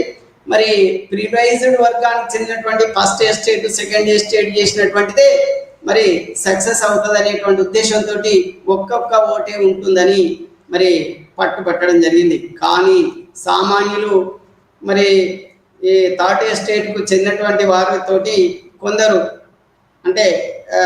మతాధికారులు, కొంతమంది ప్రభువులు కలవడంతో వీళ్ళ యొక్క ఆర్గ్యుమెంట్ ఏంటంటే మెయిన్గా ఒక్కొక్క సభ్యునికి ఒక్కొక్క ఓటు ఉండాలనేటువంటిది. ఎందుకంటే మరి మతాధికారులను కనుక తీసుకున్నట్టయితే మనకు ఎక్కువ మంది ఉంటుండ్రు. అంటే 300 ప్లస్ పాయింట్ ఉండ్రు. వీళ్ళేమో 300కు దగ్గర ఉంటున్నారు ప్రభులు, వాళ్ళు 600 ప్లస్ అవుతున్నారు. కాబట్టి మరి ఇక్కడ మనకు ప్రభువులకు మతాధికారులను కలిపిన వీళ్ళ యొక్క సంఖ్య ఎక్కువ ఉంటుంది. కాబట్టి వీరు మరి మనకు ఆ సంఖ్యలో తీసుకున్నట్టయితే థర్డ్ ఎస్టేటే చెల్లుబాటు అయ్యే విధంగా ఉంటుంది. కాబట్టి వాళ్ళు ఈ విధంగా పట్టుబట్టారు. అంటే మొదటి ఎస్టేట్లో ఉన్నటువంటి మతాధికారులు, రెండవ ఎస్టేట్లో ఉండేటువంటి కులీనులు, ప్రభువులు, థర్డ్ ఎస్టేట్లో ఉండేటువంటి వారు వీరు అంటే థర్డ్ ఎస్టేట్లోని వారు పట్టుబట్టడం వల్ల ఆ సంఖ్య మరి పెంచాలనేటువంటిది వీళ్ళ ప్రతిపాదన. మరి ఈ సమావేశానికి ఫస్ట్ సమావేశానికి మే 5 1789లో సమావేశపరచడం జరిగింది. మరి ఫస్ట్ ఎస్టేట్కి చెందినటువంటి ప్రభువులు ఆనాడు హాజరైనటువంటి వారి సంఖ్య తీసుకుంటే 308 హాజరయ్యారు. మరి ప్రభుల యొక్క సంఖ్య 285 మంది హాజరయ్యారు. థర్డ్ ఎస్టేట్కి చెందినటువంటి వారు 621 మంది హాజరయ్యారు. మరి ఒక్కొక్క ఎస్టేట్కు ఒక్కటే ఓటు అంటున్నాం. ఈ ప్రివిలైజ్డ్ వర్గానికి చెందినటువంటి ఆ 2 ఓట్లు ఒక దిక్కు వస్తాయి అనేటువంటి ఉద్దేశంతో సామాన్యులు మరి వ్యతిరేకించి మరి అక్కడ నుండి మరి వ్యతిరేకించడం జరిగింది. దాన్ని తర్వాత మళ్ళీ వ్యతిరేకిస్తే మరి సభను వాయిదా వేసి మళ్ళీ పార్లమెంటును పిలవడం జరిగింది. ఈ జనరల్ ఎస్టేట్ను పిలవడం జరిగింది. మరి ఈ జనరల్ ఎస్టేట్ను జూన్ 17, 1789లో మళ్ళీ పిలవడం జరిగింది. మరి జూన్ 17, 1787లో ఈ థర్డ్ ఎస్టేటు మరి ఈ యొక్క వర్సన్స్ నుండి వాళ్ళు బైకాట్ చేశారు, అంటే వెళ్ళిపోవడం జరిగింది. అంటే దానికి దగ్గరలో ఉన్నటువంటి ఒక భవనానికి వెళ్ళిపోవడం జరిగింది. మరి దాన్ని అంటే ఇక్కడ మనకు అంటే ప్రతినిధులు అందరూ ఏకమయ్యారు. అక్కడ ఏకమయ్యి జనరల్ అసెంబ్లీగా అంటే థర్డ్ ఎస్టేటే జనరల్ అసెంబ్లీ అనేటువంటి ప్రతిపాదన తీసుకుని వచ్చారు. అంటే మొదటి ఎస్టేటు రెండవ ఎస్టేట్ కాదు, మనం బైకాట్ చేసి వచ్చినాం, మనమే అసలైనటువంటి పార్లమెంట్ అనేటువంటి ఉద్దేశంతో జూన్ 17 మరి 1789లో వారు నేషనల్ అసెంబ్లీగా వాళ్ళకి వారే ప్రకటించుకోవడం జరిగింది. అంటే ఇక్కడ రాజరికం అంటే ఇక్కడ గవర్నమెంట్ అంతా థర్డ్ ఎస్టేట్లోకి వచ్చినట్టు లెక్క అన్నట్టు, అంటే వాళ్ళే గవర్నమెంట్గా ప్రకటించుకోవడం జరిగింది. అంటే ఇక్కడ వారే నిజమైనటువంటి ప్రతినిధులను మేము, మొదటి ఎస్టేట్ రెండో ఎస్టేట్ వాళ్ళు ప్రతినిధులు కారు, పార్లమెంటుకు ప్రతినిధులు కారు, ఈ నేషనల్ అసెంబ్లీనే నిజమైనటువంటి ప్రతినిధులమని వారు చెప్పుకోవడం జరిగింది. మరి అలాంటి వారు మళ్ళీ వర్సెల్స్ భవనంలో సమావేశానికి రావడం జరిగింది. కానీ అక్కడ జూన్ 20, 1789లో ఆ వర్సెల్స్ భవనానికి 16వ లూయి లాక్ చేయించడం జరిగింది. డోర్లన్నీ లాక్ చేయించడం జరిగింది, వీరు సమావేశానికి వస్తున్ననేటువంటిది తెలియగానే.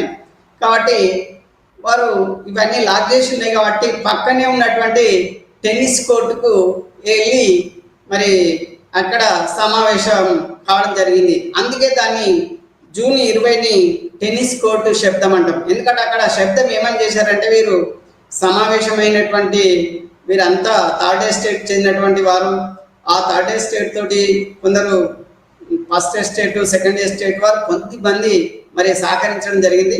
వాళ్ళందరూ కలిసి మరి శబ్దం చేశారు. ఏంటంటే మనం అంటే నేషనల్ అసెంబ్లీ ఈ రాజ్యాంగ రచన పూర్తయ్యేంత వరకు ఈ నేషనల్ అసెంబ్లీ రద్దు కాదు, కాబట్టి రాజ్యాంగ రచన చేసి రాజ్యాంగాన్ని మరి ఫ్రాన్స్ దేశానికి అంకితం చేయాలనేటువంటి ఉద్దేశంతో వాళ్ళు శబ్దం చేయడం జరిగింది.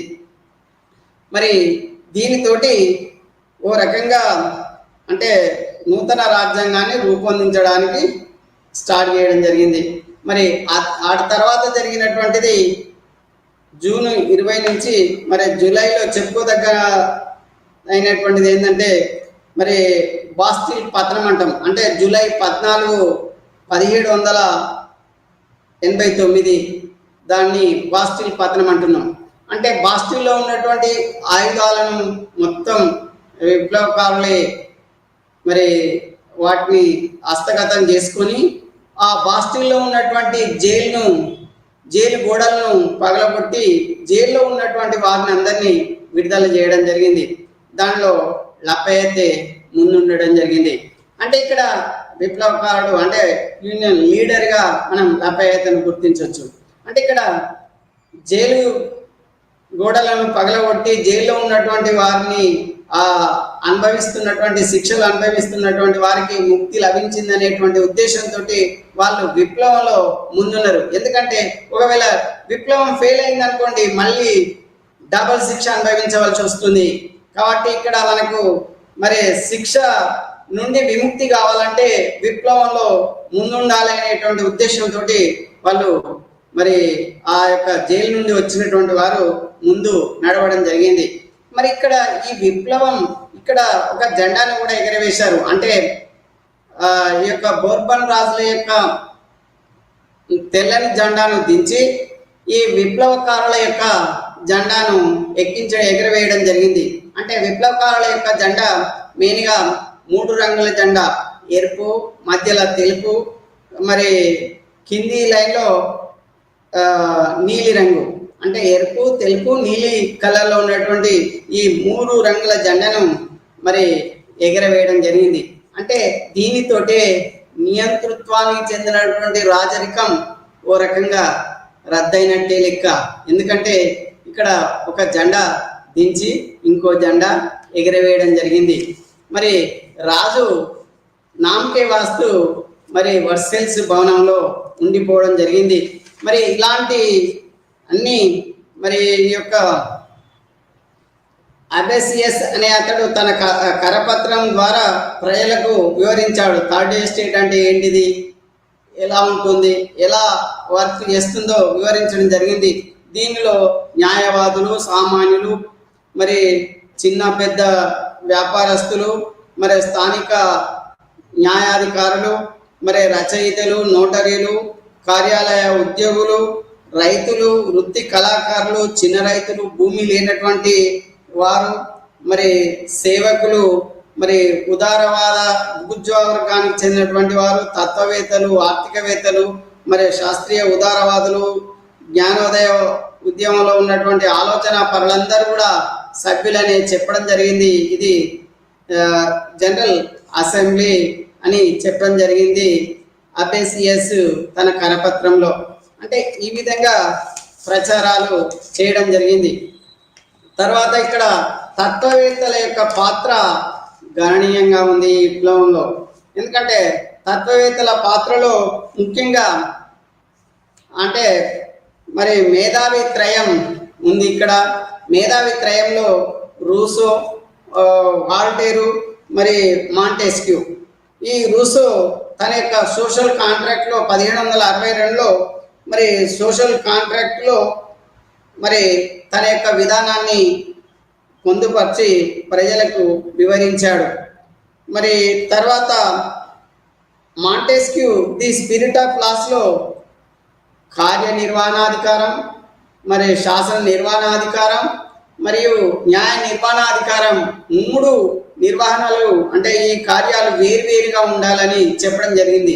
అంటే శాసనం, కార్య మరి న్యాయం వేరువేరుగా ఉండాలి, వేరువేరు డిపార్ట్మెంట్లని అతడు వివరించడం జరిగింది. మరి వోల్టేర్ని తీసుకుంటే తాను అంటే మెయిన్గా రాజులను, రాజరికాన్ని, చర్చి వ్యవస్థను వ్యంగ్యంగా చిత్రీకరించడం జరిగింది. ఇతడు రాజ్యాంగబద్ధమైనటువంటి మరి రాజరికంకి సపోర్ట్ చేయడం జరిగింది. అయినప్పటికీ ఇతని యొక్క విధానాన్ని తీసుకున్నట్టయితే మనం అంటే విప్లవంలో సగభాగం అనవచ్చు వోల్టేర్ను. అంటే అక్కడ ప్రచారం చేయడానికే కానీ అతని యొక్క ఆలోచన విధానాలే కానీ ప్రజలను ఆ విధంగా ఆకట్టుకోవడం జరిగింది. కాబట్టి ఈ యొక్క వోల్టేర్ను మనం విప్లవంలో సగభాగం అన్నాం. మరి వీరే కాకుండా మరి రూసో తీసుకుంటే రూసో తన యొక్క సోషల్ కాంట్రాక్ట్లో, సామాజిక ఒడంబడికలో అనే పుస్తకంలో మరి మానవుడు స్వేచ్ఛగా జన్మించాడు కానీ సర్వత్రా అతడు సంఖ్యలతో జీవిస్తున్నాడు. కాబట్టి ఇక్కడ రాజు యొక్క అధికారం దైవదత్తం కాదు అని వర్ణించడం జరిగింది. ప్రజలే సార్వభౌములు, మరి అంటే ఈ విధంగా ఉండాలి అనేటువంటిది మరి ఈ యొక్క రూసో యొక్క విధానం. కాబట్టి వీరే కాకుండా మరి చిన్న చిన్న రచయితలు, చిన్న చిన్న తత్వవేత్తలు వీళ్ళందరూ కూడా మరి కరపత్రాల ద్వారా ప్రచారం చేయడం జరిగింది. సిఏ2 లోయి, ఫ్యాక్టరీ, మిరబో, మరి 242 సిఎస్, మరి వీరే కాకుండా మనకు జాన్ లాక్ కూడా ప్రచారం, అతని యొక్క రచనలు కూడా.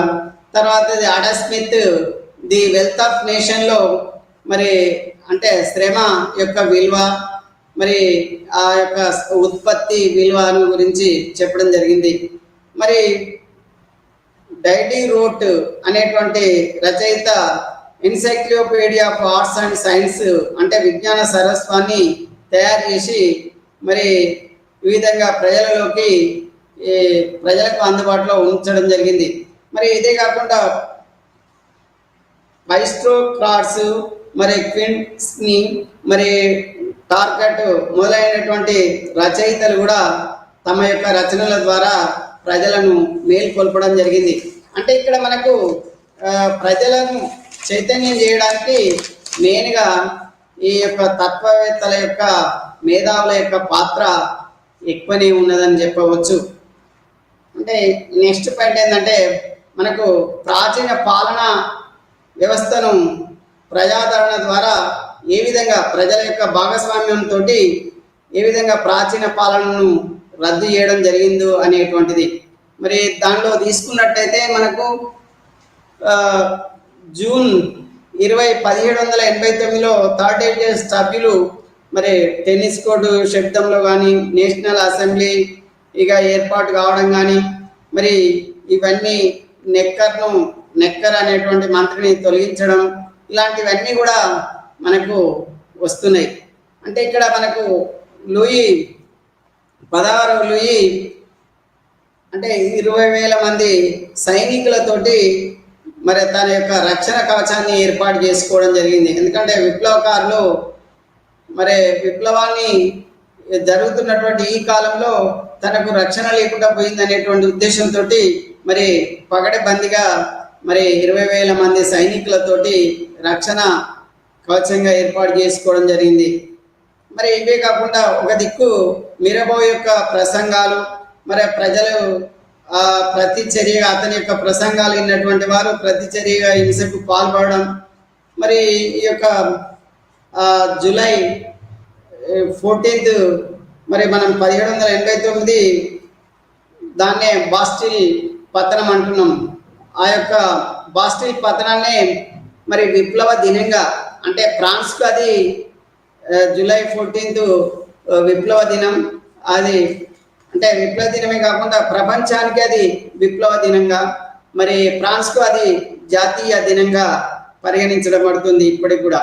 అంటే ఇక్కడ మనకు నేషనల్ అసెంబ్లీ, ఈ యొక్క నేషనల్ అసెంబ్లీ జూలై 14 నాడు జాతీయ జెండాను, వాళ్ళ యొక్క త్రిరంగ జెండాను ఎత్తి మరి రాజరికమైనటువంటి అంటే రాజు చేత గుర్తింపు పొందినట్టుగా వారు ప్రకటించుకోవడం జరిగింది. మరి ఇక్కడ ప్యారిస్ కమ్యూనల్లు ఏర్పడడం, మరి ఇవన్నింటికి తోడుగా అంటే వీటిని కొంతవరకు అంటే విప్లవకారుల యొక్క చేతిలోకి వెళ్ళిందని చెప్పవచ్చు. రాజరిక వ్యవస్థకు వ్యతిరేకంగా వెళ్ళిందని చెప్పవచ్చు. కాబట్టి ఆనాటి యొక్క లీడర్ అయినటువంటి లపయతకే నేషనల్ గార్డ్గా రాజు ప్రకటించారు. లపయతను అంటే పౌర మిలిషియాకు కమాండర్గా ప్రకటించడం జరిగింది. మరి ఇక్కడ రైతులు తిరుగుబాటు చేస్తున్నారు, సామాన్యులు తిరుగుబాటు చేస్తున్నారు. మరి ఇక సామూహికమైనటువంటి ఆందోళనలు జరుగుతున్నాయి. కాబట్టి మరి ఈ విధంగా జూలై నుంచి ఆగస్టు వరకు మరి ఈ యొక్క ఆందోళనలు ఉధృతమయ్యాయి. మరి వీటిని అన్నింటినీ ఎదుర్కోవడానికి రాజు ఏం చేశాడంటే మెయిన్గా వీటిని ఎదుర్కోవడానికి విదేశీయుల యొక్క సహాయాన్ని అర్థించాడు. అంటే అర్థించడానికి అందరి యొక్క రాజులను వర్సెల్స్ భవనానికి ఆహ్వానించడం జరిగింది. మరి అటు తర్వాత ఆహ్వానించినటువంటి దానిని మరి ప్రజలు వ్యతిరేకించారు. ఎందుకంటే పెద్ద మొత్తంలో విదేశీ రాజులను ఆహ్వానించి ఏ ఉద్దేశంతో ఆహ్వానించాడంటే విప్లవకారులు ఏది ఏమైనా విప్లవం రావడం వల్ల రాజు యొక్క అధికారాలు రాజరికం లేకుండా పోతుంది, రేపు మా దేశంలో వచ్చినట్టయితే పక్కన ఉన్నటువంటి యూరోప్ కంట్రీల అన్నిట్లలో ఇలాంటి విధానమే వస్తుంది. కాబట్టి మెయిన్గా మరి ఆనాడు ఫ్రాన్స్లో ఎక్కువ జనాభా ఉంది.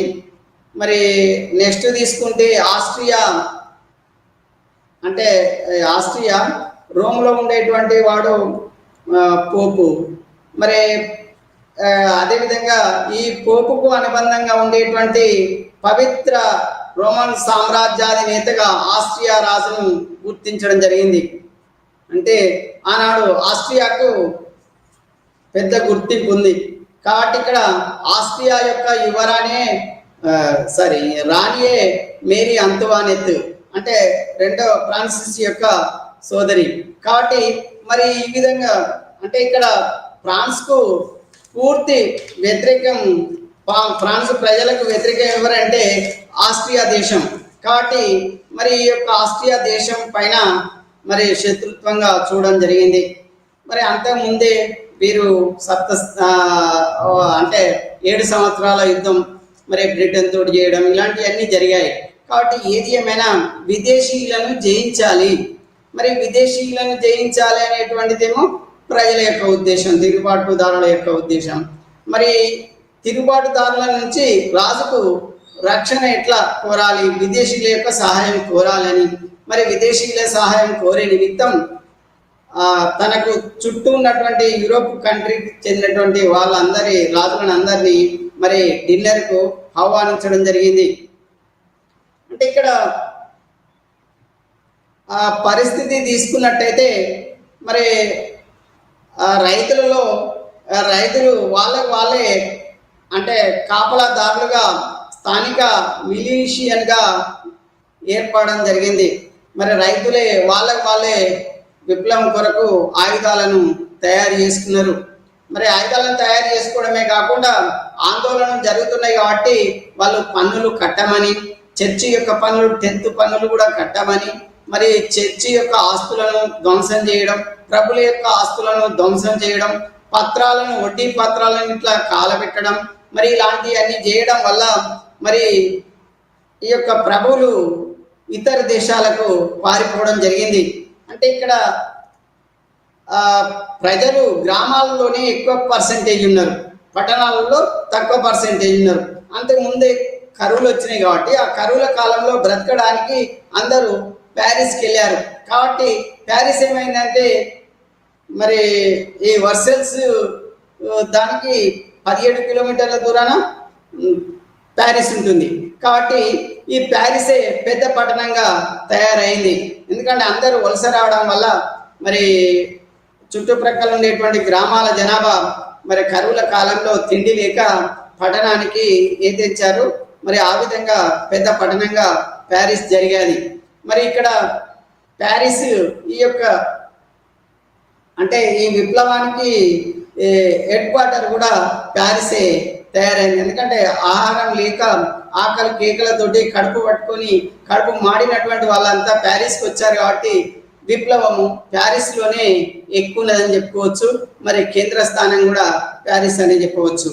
అంటే ఈ రైతులను శాంతింపజేయడానికి మరి ఫ్యూడలిజం వ్యవస్థ, మరి వగైరా పన్నుల వెట్టి చాకిరి, చర్చి యొక్క పన్నులు, వీటన్నిటినీ మనం అంటే ఇక్కడ వీటిని రద్దు చేయడానికి మరి ఈ యొక్క అసెంబ్లీ ముందుకు రావడం జరిగింది. అదే కాకుండా మేనిఫెస్టోలో మెయిన్గా మానవ హక్కుల ప్రకటన కూడా చేయడం జరిగింది. అంటే ఇక్కడ మనకు రైతులను శాంతింపజేయడానికి మరి ఆగస్టు 4 1789లో భూస్వామ్య విధానం రద్దు, అంటే ఫ్యూడలిజాన్ని రద్దు చేశారు. మరి విశిష్ట అధికారాలను రద్దు చేయడం జరిగింది. మరి పాత సామాజిక రాజకీయ పరిస్థితులను రద్దు చేయడం జరిగింది. మరి ఆగస్టు 26 1789లో మరి మానవ హక్కులను ప్రకటించడం జరిగింది. దీన్ని మ్యాగ్నా కార్టా లాంటిది బిల్ ఆఫ్ రైట్స్ గా మనం చెప్పుకోవచ్చు. దీంతో స్వేచ్ఛ, సమానత్వం మరి సౌభ్రాతృత్వమే కాకుండా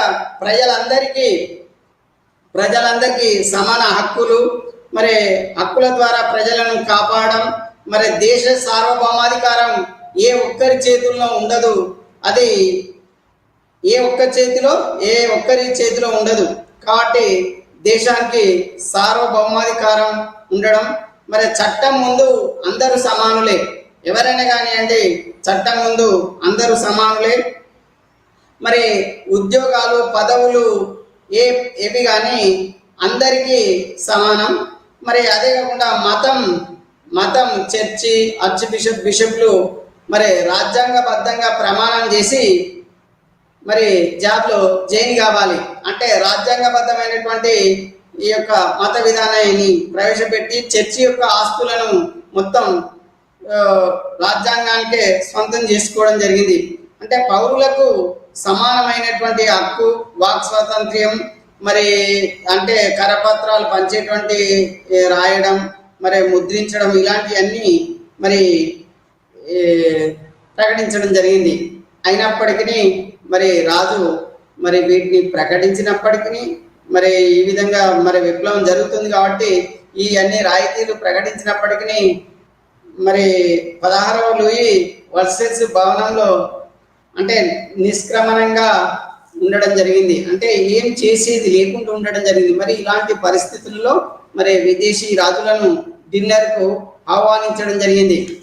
మరి ఇక్కడ డిన్నర్కు ఆహ్వానించడం జరిగింది.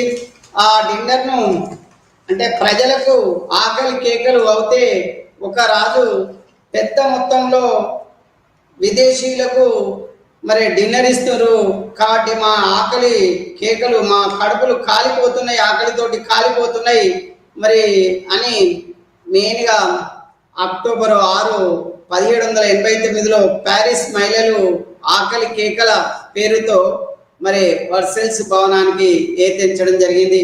మరి వాళ్ళ యొక్క నినాదం బ్రెడ్ అనేటువంటి దాంతో బయలుదేరారు. దీనిలో లఫయతే 20,000 సైన్యంతో వెనుకలో ఉన్నాడు. ముందులో కొందరు అంటే లేడీస్ వేషధారణతోటి మరి ముందు నడిచారు.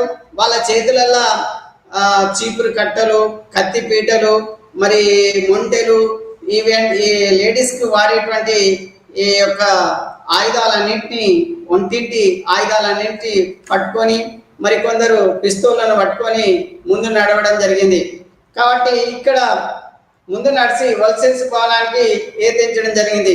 లఫయతే ఒకటే చెప్పాడు, మీ దగ్గర ఉన్నటువంటి పిస్టల్ కంటే మా దగ్గర ఉన్నటువంటి పిస్టళ్ళు మరి ఎక్కువ వర్క్ చేస్తాయి, మేము మిమ్మల్ని కాల్ చేయదలుచుకుంటే కాల్ చేయొచ్చు, మరి పిట్టలాగా కాల్ చేయగలుగుతాం, మా సంఖ్య ఎక్కువ ఉంది, మీ సంఖ్య తక్కువ ఉంది. కాబట్టి వాళ్ళు కూడా రాజు దగ్గర ఉన్నటువంటి సైన్యం కూడా మరి సహకరించడం జరిగింది. కాబట్టి వీళ్ళంతా బ్రెడ్ అనే నినాదాలతోటి అక్టోబర్ 6న బయలుదేరి విదేశీయులను తరిమి కొట్టి రాజును, రాణిని, యువరాజును వర్సెల్స్ భవనం నుండి మరి ప్యారిస్ నగరానికి తీసుకొని రావడం జరిగింది. ఇక అప్పటి నుండి ఇప్పటి వరకు మరి ఫ్రాన్స్ దేశానికి రాజధాని ప్యారిస్, అంత మొదలు వర్సెల్స్ ఉండేటువంటిది. అంటే ఈ విధంగా మరి ఆ లేడీస్ యొక్క నాయకురాలు ఒలింపే డి గౌసేజ్ మరి ఆమె మరి ముందు ఉండడం జరిగింది.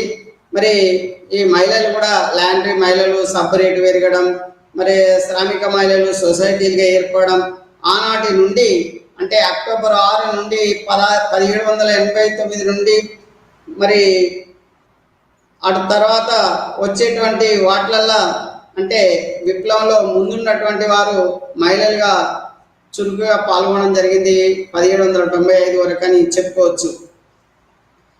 అంటే ఇక్కడ మనకు ఈ రాజ్యాంగబద్ధమైనటువంటి రాజరికాన్ని ఏర్పాటు చేయడానికి ఈ నేషనల్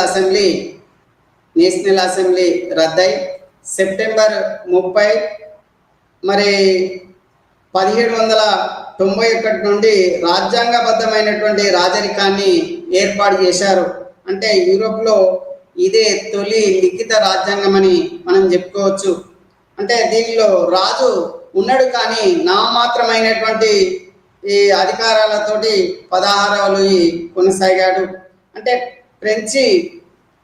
ఫ్రెంచిలో ఈ నేషనలిస్టులకు మరి పోపుకు మధ్యన తీవ్ర సంఘర్షణలు కూడా జరిగాయి. అంటే ఇలాంటి పరిస్థితులు ఏర్పాటు కావడం జరిగింది. అంటే మనకు ఈ యొక్క రాజరికం ఓ రకంగా రాజరికం రద్దయి మరి రద్దయిన తర్వాత రాజరికం రద్దయి మరి రాజరికం అంటే రాజ్యాంగబద్ధమైనటువంటి రాజరికం ఏర్పడ్డ తర్వాత రాజు యొక్క ఆలోచనలు ఏ విధంగా ఉన్నాయి అంటే 16వ లూయి మరి ఏం చేశాడంటే తాను చేసేది ఏమి లేక మరి అంటే ఇతడు 1791లో మరి ఆస్ట్రియాకు పారిపోయే ఉద్దేశంతో మరి వాళ్ళ కుటుంబంతో సహా పారిపోవడానికి మారువేషాలలో వెళ్ళిపోవడం జరుగుతుంది. కానీ వెర్నిస్ దగ్గర ఆ రాజు రాణిని యువరాజును మరి గుర్తించి వీళ్ళే రాజులే మారువేషంలో వెళ్తున్నారు అనేటువంటిది గుర్తించి మరి ఆ నైట్ నిర్బంధించి అక్కడి నుండి ప్యారిస్కు తీసుకురావడం జరిగింది. అంటే ఆ 21 సెప్టెంబర్ 1792లో అంటే 21 సెప్టెంబర్ 1792లో ఈ రాజరికాన్ని రద్దు చేసి ఫ్రాన్స్ను రిపబ్లిక్గా ప్రకటించడం జరిగింది. మరి ఈ యొక్క కొత్త రాజ్యాంగాన్ని రాజు కంపల్సరిగా అంగీకరించవలసి వచ్చింది. మరి తర్వాత అంటే రాజు పారిపోయాడు కాబట్టి మన దేశానికి ఫ్రాన్స్ దేశానికి వ్యతిరేకంగా అతడు ఆస్ట్రియాకి పారిపోయి ఆస్ట్రియా దేశంలో వాళ్ళ యొక్క మేరీ అంతవానెత్ యొక్క అయినటువంటి 2వ ఫ్రాన్సిస్ ద్వారా మరి ఎందుకంటే అతడు పవిత్ర రోమన్ సామ్రాజ్యానికి మరి చక్రవర్తి ఆస్ట్రియాకు రాజు కాబట్టి అతని ద్వారా మొత్తం ఐక్య యూరోప్ను ఏర్పాటు చేసి ఈ యొక్క ఫ్రాన్స్ తిరుగుబాటుదారులను అణచివేసి రాజరికాన్ని మళ్ళీ పునరుద్ధరించే ఉద్దేశంతో అతడు పారిపోవడం జరిగింది. కాబట్టి అతన్ని తీసుకుని వచ్చి తర్వాత విచారించి మరి జనవరి 21, 1793లో మరి గెలటిన్ యంత్రం ద్వారా ఉరిదీయడం జరిగింది. మరి అదే కాకుండా అతన్ని ఉరిదీసిన తర్వాత 9 నెలలకు అంటే అక్టోబరు 16, 1793లో మరి మేరీ అంతువానెత్ను కూడా మరి ఉరిదీయడం జరిగింది. అంటే ఇక్కడ దాదాపుగా ఈ గెలటిన్ యంత్రానికే అందరూ ఆహుతి అయ్యారు. మరి ఇక్కడ మనకు నెక్స్ట్ పాయింట్ ఏంటంటే చట్టబద్ధమైనటువంటి సూత్రాల ద్వారా మరి రాజ్యాంగం అంటే రిపబ్లిక్ ఏర్పడడం జరుగుతుంది. మరి అనేక మంది చరిత్రకారులు మరి ఈ యొక్క విధానాన్ని అంటే థర్డ్ ఎస్టేటే సామాన్యులే ఇక్కడ విప్లవాన్ని తీసుకొని వచ్చారు. సామాన్యుల చేతిలోకి అధికారం వెళ్ళింది. మరి సామాన్యులే నేషనల్ అసెంబ్లీగా రాజ్యాంగబద్ధమైనటువంటి రాజరికాధికారులుగా మరి రిపబ్లిక్గా మరి ఏర్పాటు చేయడం జరిగింది. కాబట్టి మరి 4th ఆగస్టు 1789లోనే బానిసత్వం ఫ్యూడలిజాన్ని మరి 10th పన్నును ఇట్లా వ్యతిరేకించి మరి స్వేచ్ఛ సమన్యాయం మరి సమాన ఉపాధి మరి సృష్టించడం జరిగింది. కాబట్టి ఇక్కడ రెండవది ఏంటంటే మరి 26 ఆగస్టు 1789లో మానవ హక్కుల ప్రకటన చేయడం జరిగింది. వీటన్నింటినీ తీసుకుంటే మరి ఈ లిఖిత రాజ్యాంగం ద్వారా మరి సిఎస్ ఏకసభ్య అసెంబ్లీగా మరి ఈ యొక్క ఫ్రాన్స్ రాజ్యాంగం మారిపోయింది. మరి ఇలాంటి పరిస్థితులలో మరి మనకు మెయిన్గా అంటే రిపబ్లిక్ అంటే క్లబ్ల గురించి కూడా ప్రస్తావించుకోవాలి. మరి ఇక్కడ జకోబిన్ రిపబ్లిక్ మరియు టెర్రర్ 1792 నుంచి 94 మధ్యన జరిగాది. దానికి నాయకుడు జకోబిన్ క్లబ్ నాయకుడు మరి రోబోస్పియర్. మరి ఇతడు విదేశీయులను పారదోలి మరి మనకు అంటే ప్రజాస్వామ్యవాదుల్లాగా మరి కేంద్రం మరి మనకు ప్యారిసే ఈ క్లబ్కు మెయిన్గా. మరి ఈ లూయి పారిపోవడం జరిగింది కాబట్టి ఏం చేశారంటే ఈ యొక్క గిలటిన్ యంత్రం ఇతని గిలటిన్ అనేటువంటి తయారు చేసిండు. కాబట్టి గిలటిన్ యంత్రం ద్వారా ఇతనికి వ్యతిరేకం ఉన్నటువంటి వాళ్ళందరినీ గిలటిన్ యంత్రానికి ఆహుతి చేయడం జరిగింది. రెండవ క్లబ్ను కనుక తీసుకున్నట్టయితే కార్డిలియర్ క్లబ్, దాని యొక్క అధినేత డాంటన్. మరి రాజరిక రాజ్యాంగాన్ని కొనసాగించాలనేటువంటిది అతని యొక్క వాదన. కానీ ఈ యొక్క జకోబిన్లే ఇతన్ని కూడా గిలటిన్ యంత్రానికి ఆహుతి చేయడం జరిగింది. మూడవ క్లబ్ ఏంటంటే జిరాంటిస్టుల యొక్క క్లబ్. దీనికి అధినేత మేడం రొనాల్డ్ లేడీ. ఇక్కడ ఈ రొనాల్డ్ను కూడా మరి అత్యంత ఆవేశపరురాలు. మరి వీరు ఆమె చనిపోయే ముందు ఒక మాట చెప్పడం జరిగింది: ఓ విప్లవమా, నీ పేరిట ఎన్ని నేరాలు ఘోరాలు జరిగాయి అని చెప్తూ ఆమె గిలటిన్ యంత్రానికి ఆహుతి అయ్యాది. అంటే ఇక్కడ ఈ యొక్క లాస్ట్కు మరి గిలటిన్ యంత్రానికి రాజు వాళ్ళందరే కాకుండా ఈ ఏర్పాటు చేసినటువంటి జకోబిన్ నాయకుడైనటువంటి రోబోస్పియర్ను కూడా గిలటిన్ అంటే విచారించి మరి అతడు చేసినటువంటి అన్యాయాలకు వ్యతిరేకంగా గిలటిన్ యంత్రం ద్వారానే అతన్ని కూడా ఉరిదీయడం జరిగింది.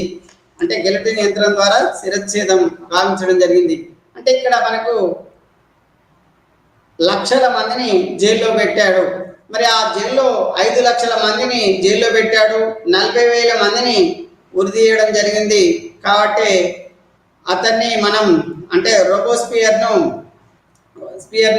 గిలటిన్ యంత్రానికి ఆహుతి చేశారు. అంటే ఈ నేషనల్ కన్వెన్షన్ ద్వారా మనకు అంటే బీర్తవాహ పాలనలో టెర్రర్ పరిపాలనలో 1793-94 మధ్యలో జాతీయ భద్రతా సమితి, రెండవది ప్రజారక్షణ సమితి, మూడవది విప్లవ న్యాయస్థానం. మరి ఇక్కడ జాతీయ భద్రతా సమితికి లీడరు ఈ రోబోస్పియరే. కాబట్టి విదేశీయులను పారదోలడం, మరి వ్యతిరేకం ఉన్నటువంటి వారిని ఈ యొక్క గిలటిన్ యంత్రానికి ఆహుతి చేయడం, ఇలాంటివన్నీ కొనసాగించి మరి ముఖ్యంగా మళ్ళీ అతన్ని మరి గిలటిన్ అంటే విచారణ చేసి అతన్ని కూడా గిలటిన్ యంత్రానికి ఆహుతి చేయడం జరిగింది. అంటే మనకు నేషనల్ కన్వెన్షన్ మరి 1795 నుంచి 99 వరకు కొనసాగింది. మరి ఈ యొక్క నేషనల్ కన్వెన్షన్లో 2 సభలు ఉంటాయి. ఒకటి 250 మందితోటి కౌన్సిల్ ఆఫ్ ఎల్డర్స్గా, మరి 500 మందితోటి కౌన్సిల్ ఆఫ్ 500 మెంబర్స్గా కొనసాగింది. దీనిలో 5 డైరెక్టర్లు ఉంటారు. మరి ఈ యొక్క 5 డైరెక్టర్లు అసమర్థులు కాబట్టి మరి శాంతి భద్రతలు కరువయ్యాయి. మరి ఈ విధంగా డైరెక్టర్ల యొక్క పరిపాలన 1795 నుంచి 99 వరకు కొనసాగింది. మరి ఈ యొక్క డైరెక్టర్లు అసమర్థులు, మరి శాంతి భద్రతలు కరువయ్యాయి కాబట్టి 1799లో డైరెక్టరీని తొలగించి యువ సైనికుడైనటువంటి నెపోలియన్ అధికారాన్ని హస్తగతం చేసుకోవడం జరిగింది. అంటే మరి ఈ విధంగా మరి అంటే నెపోలియన్ చేతిలోకి అధికారం వెళ్ళడం జరిగింది. అంటే రాజకీయ పార్టీల యొక్క అంటే రాజ్యాంగవాదులే కానీ రిపబ్లికన్ల మధ్యనే కానీ వాదనలు కూడా జరిగాయి. రాజ్యాంగబద్ధమైనటువంటి వాళ్లకు రిపబ్లికన్లకు మరి వాదనలు కూడా జరిగాయి. ఇవే కాకుండా గిరోంటిస్టులకు మోంటాగ్రాట్స్ కూడా మధ్యన రాజకీయ పోరాటాలు జరిగాయి. అయినప్పటికీ ఈ యొక్క పోరాటం రాజ్యాంగబద్ధ రాజరికం మళ్ళీ 1815లో మరి రాజ్యాంగబద్ధ రాజరికం పునరుద్ధరించడం జరిగింది. 3 పార్టీలు కూడా ఏర్పాటు కావడం జరిగింది. అంటే ఇక్కడ మెయిన్గా నిరంకుశత్వాన్ని పాతర పెట్టడం జరిగింది ఫ్రెంచిలో. అంటే దీనితో యూరోప్ అంతటా వ్యాపించి ఈ యొక్క నియంతృత్వ దైవ దత్తాధికారాలను భూస్థాపితం చేసి మరి ప్రచారం అంటే స్వేచ్ఛ, సమానత్వం, స్వభ్రాంతృత్వం విధంగా అన్ని దేశాలకు, ప్రపంచ దేశాలకు చేరడం జరిగింది. కాబట్టి ఇది స్వేచ్ఛ, సమానత్వం, స్వభ్రాంతృత్వాలకు నిలయంగా మనం చెప్పుకోవచ్చు ఫ్రెంచి విప్లవాన్ని, ఈ యొక్క తీవ్రమైన మార్పును. ఓకే, ఉంటాను.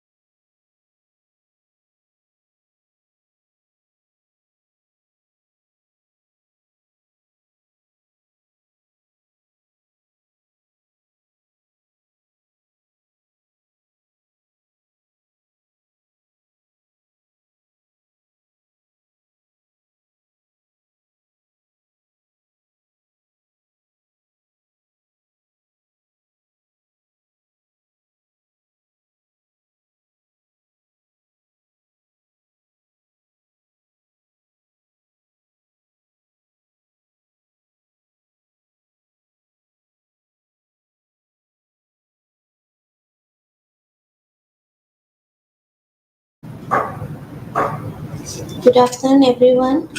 Today's topic of discussion is technical and professional education. অৰ্থাৎ টেকনিকেল নামৰ জনাজাত পাঠ্যক্ৰমসমূহ বা তাৰ লগত বিভিন্ন ধৰণৰ কেনেকুৱা ধৰণৰ এপ্লিকেশ্যন বিষয়ত স্নাতকোত্তৰ বিভিন্ন পৰ্যায় আৰু ভাৰতীয় কাৰিকৰী শিক্ষাৰ প্ৰতিষ্ঠানসমূহ কিভাৱে উদ্দেশ্য তাৰ বিষয়ে আমি প্ৰয়োজন আলোচনা কৰিম আৰু তাৰ লগত বিভিন্ন প্ৰকাৰৰ আমাৰ যিখিনি প্ৰতিষ্ঠান আছে সেই জৰিয়তে আমি শিক্ষা আৰু প্ৰশিক্ষণ প্ৰদান কৰাৰ বিষয়ে আলোচনা কৰিম। এতিয়া আমি যেতিয়া কওঁ টেকনিকেল এডুকেশ্যন ইন ইণ্ডিয়া অৰ্থাৎ ভাৰতত আমাৰ টেকনিকেল শিক্ষা কিভাৱে গুৰুত্ব ভাৰতত টেকনিকেল নামেৰে জনাজাত পাঠ্যক্ৰমসমূহ হ'ল প্ৰথমটো হৈছে অভিযান্ত্ৰিক বিষয়ত ডিগ্ৰী অৰ্থাৎ আমি যিটো ইঞ্জিনিয়াৰিং চাৰ্ভিচ কওঁ সেইটো তাৰ লগত ডিপ্ল'মা পাঠ্যক্ৰম তাৰ লগত অভিযান্ত্ৰিক বিষয়ত স্নাতকোত্তৰ ডিগ্ৰী পাঠ্যক্ৰম তাৰ লগত কম্পিউটাৰত আমি আমাৰ এপ্লিকেশ্যন বিষয়ত স্নাতকোত্তৰ আছে তাৰ লগত মাষ্টাৰ অফ আমাৰ যিমানখিনি বিজনেছ আছে অৰ্থাৎ MBA তাৰ লগত এডমিশ্যন আমাৰখিনি এডমিশ্যনৰ সময়ত MBA অৰ্থাৎ ফাৰ্মাচী পাঠ্যক্ৰম অৰ্থাৎ স্থাপত্য আৰু প্ৰায়োগিক কলা পাঠ্যক্ৰম হোটেল ব্যৱস্থাপনা আৰু কেটাৰিং প্ৰযুক্তি পাঠ্যক্ৰম ভাৰতত কাৰিকৰী শিক্ষাৰ প্ৰতিষ্ঠান অভিযান্ত্ৰিক বিষয়ত ডিগ্ৰী আৰু ডিপ্ল'মা আমাৰ যিমানখিনি স্থাপনৰ উদ্দেশ্য হৈছে বিজ্ঞান আৰু প্ৰযুক্তিৰ বিভিন্ন শাখাত শিক্ষা আৰু প্ৰশিক্ষণ প্ৰদান কৰি প্ৰয়োজনীয় কাৰিকৰী লোক আমি গঢ়ি তোলা তাৰ লগতে বিভিন্ন ধৰণৰ প্ৰকাৰৰ প্ৰতিষ্ঠানৰ জৰিয়তে শিক্ষা আৰু প্ৰশিক্ষণ আমাৰ যিমানখিনি প্ৰদান কৰা উদ্যোগিক প্ৰশিক্ষণ আছে সেইসমূহ বিভিন্ন বাণিজ্যত দক্ষ শ্ৰমিকসকলৰ বাবে পাঠ্যক্ৰম আগবঢ়োৱা পলিটেকনিক প্ৰতিষ্ঠান যি মধ্য পৰ্যায়ৰ টেকনিকেলসকলৰ দক্ষতা বিকাশৰ বাবে ডিপ্ল'মা প্ৰদান কৰা বুজায় তাৰ লগত অভিযান্ত্ৰিক মহাবিদ্যালয়সমূহ আছে অৰ্থাৎ ইঞ্জিনিয়াৰিং কলেজেছবিলাক আছে যি অভিযান্ত্ৰিক আৰু প্ৰযুক্তি স্নাতকোত্তৰ ডিগ্ৰী পাঠ্যক্ৰম পৰিচালনা কৰে বুলি কৈছে তাৰপিছত হিষ্ট্ৰী অফ টেকনিকেল এডুকেশ্যন আমাৰ কেনেকুৱা ধৰণৰ হিষ্ট্ৰী আছে ঔপনিবেশিক কালত ভাৰতত আমাৰ কাৰিকৰী শিক্ষাৰ উপনিৱেশৰে প্ৰয়োজনীয়তা পুনৰ নিৰ্দিষ্ট উদ্দেশ্য প্ৰস্তুত কৰা হৈছিল আৰু ইয়াৰ বিকাশ সীমিত আৰু মন্দ আছিল বুলি কয় তাৰ লগত ঔপনিৱেশিক চৰকাৰৰ নীতিত আমি একাদশ বিশ্বযুদ্ধৰ আৰম্ভণি এক গুৰুত্বপূৰ্ণ মাইলৰ খুঁটি আছিলে কিয়নো ই দেশৰ ভিতৰতে বৃহৎ সংখ্যক কাৰিকৰী কৰ্মচাৰীৰ প্ৰশিক্ষণত গুৰুত্ব উপলব্ধ কৰিছিল বুলি কয় ইয়াৰ ফলত আমাৰ ছাৰ আন্তঃৰক্ষীয় দালালৰ নিৰ্দেশনাত পৰিকল্পনা উন্নয়ন বিভাগৰ সৃষ্টি হৈছিল যিয়ে কাৰিকৰী শিক্ষাৰ বৃহৎ পৰিসৰৰ আমাৰ সম্প্ৰসাৰণৰ বাবে দুটা গুৰুত্বপূৰ্ণ পদক্ষেপ গ্ৰহণ কৰিছিলে তাৰ লগত বৈজ্ঞানিক আৰু ঔদ্যোগিক গৱেষণা বিভাগ আৰু ঔদ্যোগিক গৱেষণা পৰিষদৰ আমাৰ যিমানখিনি পৰিণত আৰু কাৰিকৰী আৰু পেছাদাৰী শিক্ষা বিভাগতো স্থাপনা কৰিছিলে দেশত উচ্চ কাৰিকৰী শিক্ষাৰ বিকাশৰ বাবে আমি এটা পদক্ষেপৰ পৰামৰ্শও লোৱা হৈছে তাৰ লগত সেই আমি 1945 চনত 1945 চনত চৰকাৰে এই সীমিত নিযুক্তি দিছিল বুলি কয় তাৰ লগতে চৰকাৰ সীমিত আমাৰ যিমানখিনি আছিলে তাৰ লগত আমাৰ যোনখন টেকন'লজি আৰ্হিত ভাৰতত 4খন ভিন্ন অঞ্চলত 4খন উচ্চ কাৰিকৰী শিক্ষা প্ৰতিষ্ঠান স্থাপনৰ পৰামৰ্শ দিছিলে ইয়াৰ পিছত 1951 চনৰ পৰা 1961 চনলৈকে মুম্বাইত খড়গপুৰ কানপুৰ মাদ্ৰাজ আৰু দিল্লীৰ দৰে 5টা ভিন্ন স্থানত ভাৰতীয় প্ৰযুক্তিবিদ্যা প্ৰতিষ্ঠান স্থাপন কৰাটো লক্ষণীয় আছিল বুলি কয় তাৰ লগতে এই প্ৰতিষ্ঠানসমূহে আমাৰ কি কৰিছে যে আমাৰ যিমানখিনি আমাৰ ইনষ্টিটিউট অফ টেকন'লজি আছে তাৰ লগত আমেৰিকাৰ যুক্তৰাষ্ট্ৰ আৰু আমাৰ যিমানখিনি বিশ্ববিদ্যালয় আছে মেনচেষ্টাৰ বিশ্ববিদ্যালয় UK প্ৰধান প্ৰতিষ্ঠানসমূহৰ আৰ্হিত প্ৰস্তুত কৰা হৈছিলে তো সেই মেনচেষ্টাৰ ইউনিভাৰ্চিটি হওক বা তাৰ লগত আমাৰ প্ৰতিষ্ঠানসমূহে সেইখিনি আমাৰ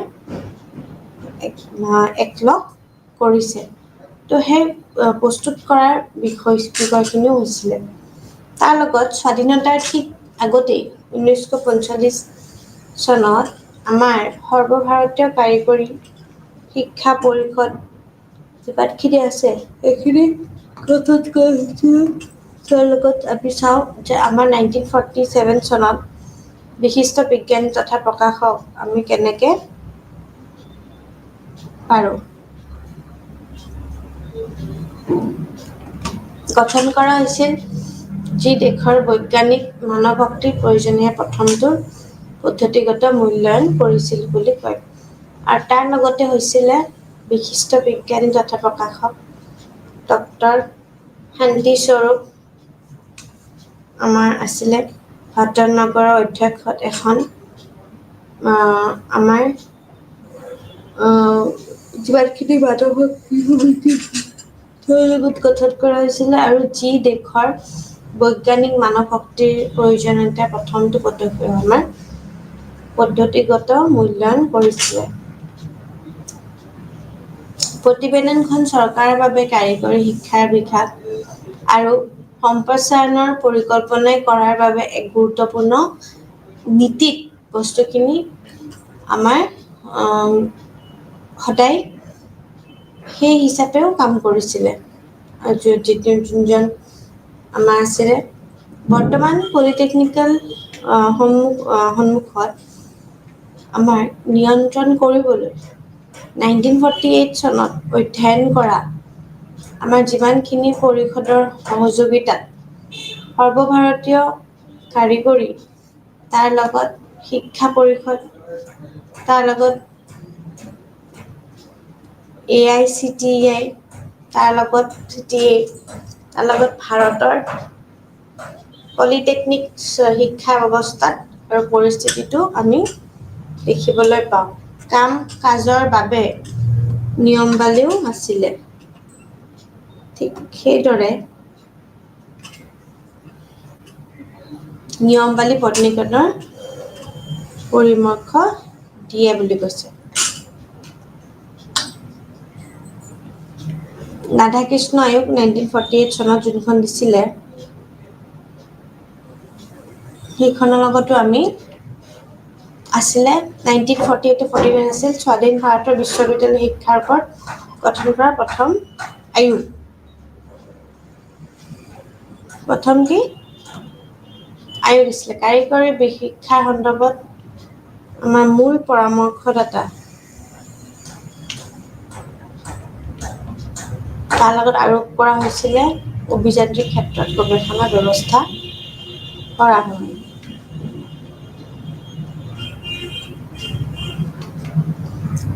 ঠিক আছে ব্যৱহাৰ কৰা সমূহ বুলি কোৱাৰ লগে লগে আমি চাম উপযুক্ত ব্যৱহাৰৰ প্ৰতিকৰণ হৈছে নেকি যদি হৈছে তেনেহ'লে ব্যৱস্থা কৰা যাব 1952 চনত লক্ষ্মণ স্বামী মুডালিয়াৰ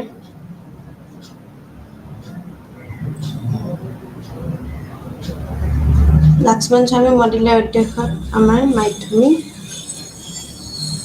শিক্ষা আয়োগ গঠন কৰা হৈছিল আয়োগৰ পৰামৰ্শ দিছিল যে আমাৰ পৃথকভাৱে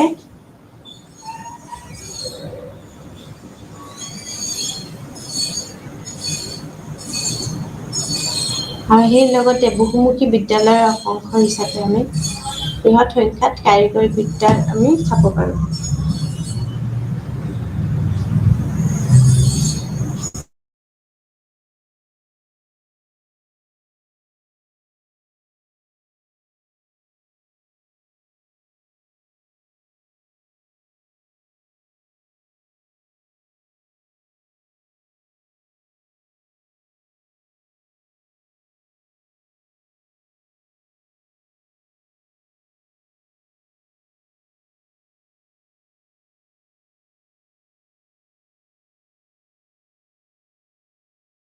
স্থাপন কৰাৰ পৰামৰ্শও দিয়া হৈছিলে।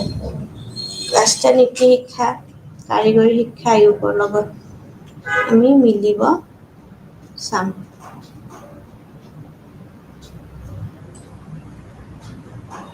কৰ্মচাৰী বিনিময়ৰ প্ৰশিক্ষাৰ লগতে কাৰিকৰী শিক্ষা যিভাৱে আছে সেইখিনি আমি বেছি চাব লাগিব।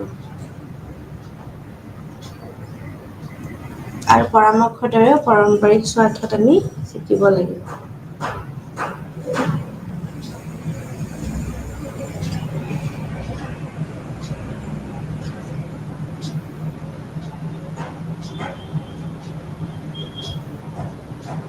ঠিক তেনেকে আমি প্ৰতিষ্ঠানসমূহত সক্ৰিয় বিনিময় চাব লাগে।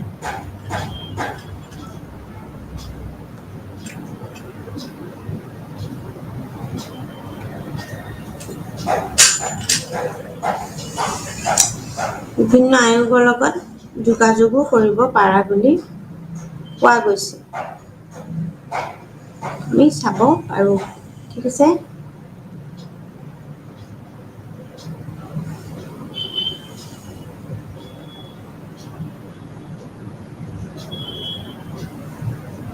আৰু সেইখিনিও বিজ্ঞান প্ৰযুক্তিৰ লগত যুক্তিমত হয়।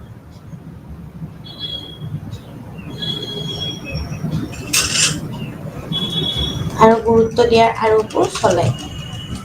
তো ইয়াৰ ফলত কি হয়, আমাৰ দলালৰ নিৰ্দেশতো পৰিকল্পনাখিনি আহে।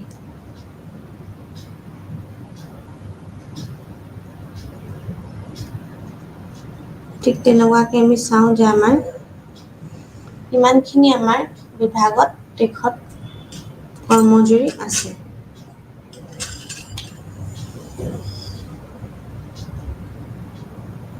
আৰু তাৰ লগত আমাৰ বাকী যোনখিনি আছে আমি সেইখিনিও চাওঁ।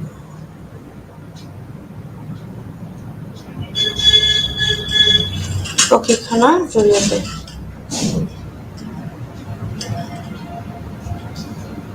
আৰু ইয়াৰ ফলস্বৰূপে আমি সেইখিনি বস্তু আমি আয়ত্ত কৰিব চেষ্টা কৰোঁ।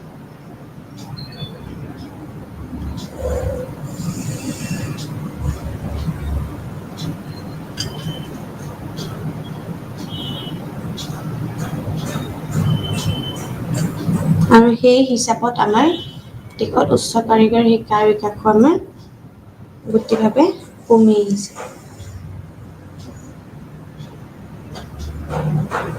আৰু সেয়েহে আমি চাওঁ যে আমাৰ ইমানখিনি আমাৰ আৰু উন্নত কৰিব লাগিব, যাৰ মানদণ্ডৰ বাবে আমি এইখিনি সুযোগ দিব পাৰোঁ। ঠিক আছে। তো পদক্ষেপৰ পৰামৰ্শ দিবলৈ আমি এইখিনিতে আমি চাওঁ।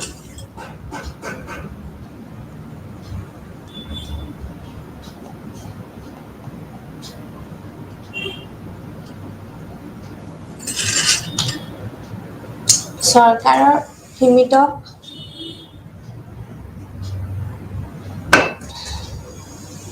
মেছেচুৰিট ইনষ্টিটিউট অফ টেকনলজিৰ আৰ্হিত ভাৰতৰ 4খনকৈ ভিন্ন অঞ্চলত উচ্চ কাৰিকৰী শিক্ষা প্ৰতিষ্ঠানৰ পৰামৰ্শ দিছিলে। তাৰপিছত 1951 আৰু 1951ৰ পৰা আৰম্ভ হৈছিলে 1961 চনলৈকে মুম্বাইত, খাৰাগপুৰত, কামপুৰত, মাদ্ৰাজ আৰু দিল্লীৰ 5টা ভিন্ন স্থানত ভাৰতীয় প্ৰযুক্তিবিদ্যাই প্ৰতিষ্ঠান স্থাপন কৰাটো লক্ষণীয় আছিল। এই প্ৰতিষ্ঠানসমূহত মানচেষ্টাৰ ইনষ্টিটিউট অফ টেকনলজি,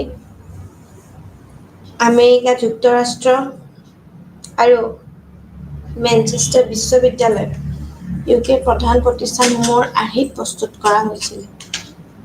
ঠিক আছে।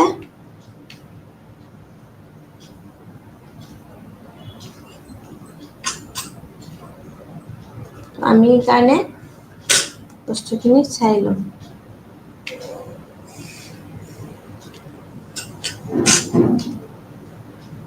স্বাধীনতাৰ ঠিক আগতেই আমাৰ আছিলে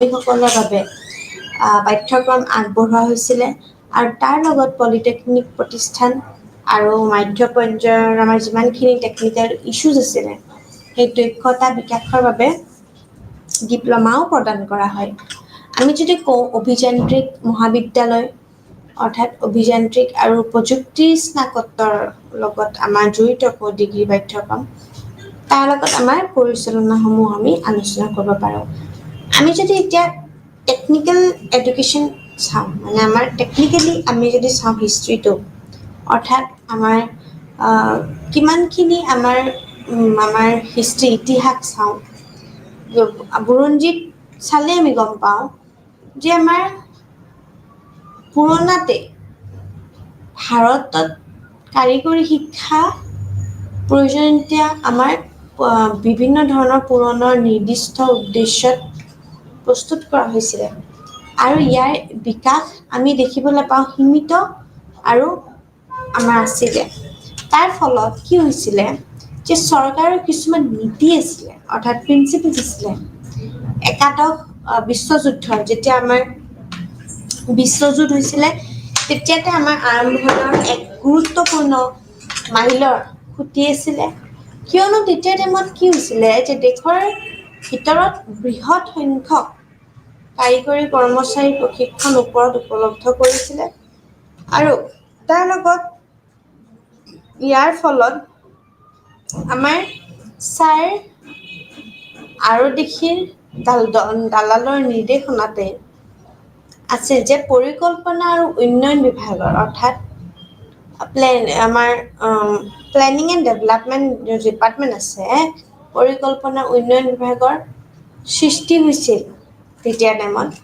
যিয়ে সদায় কাৰিকৰী শিক্ষা লগত বৃহৎ আমাৰ পৰিসৰৰ আমাৰ সম্প্ৰচাৰ ৰূপ বুলি ক'ব পাৰি আৰু সেই সম্প্ৰচাৰণৰ বাবেই আৰু বিভিন্ন ধৰণৰ উদ্যোগিক অৰ্থাৎ কিছুমান এনেকুৱা ধৰণৰ ডেভেলপমেণ্ট বা ইউটিলিটি গৱেষণা বিভাগ যদি আমি কওঁ ডিপাৰ্টমেণ্ট তেতিয়া আমি ক'ব পাৰোঁ যে তাৰ পৰিণতি কাৰিকৰী আৰু পেছাদাৰী শিক্ষাৰ বিভাগত স্থাপন কৰা হৈছিলে এতিয়া দেশত উচ্চ কাৰিকৰী শিক্ষাৰ যদি আমি ব্যৱস্থা চাওঁ তেতিয়া আমি কওঁ যে শিক্ষাৰ বাবে পদক্ষেপৰ পৰামৰ্শ দিবলৈ এতিয়াও আমাৰ চৰকাৰৰ সীমিত নিযুক্তি আছে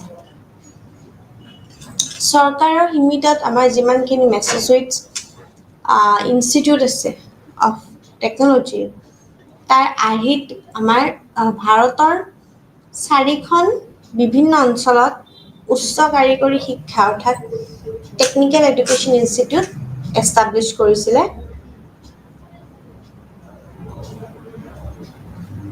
ইয়াৰ পিছত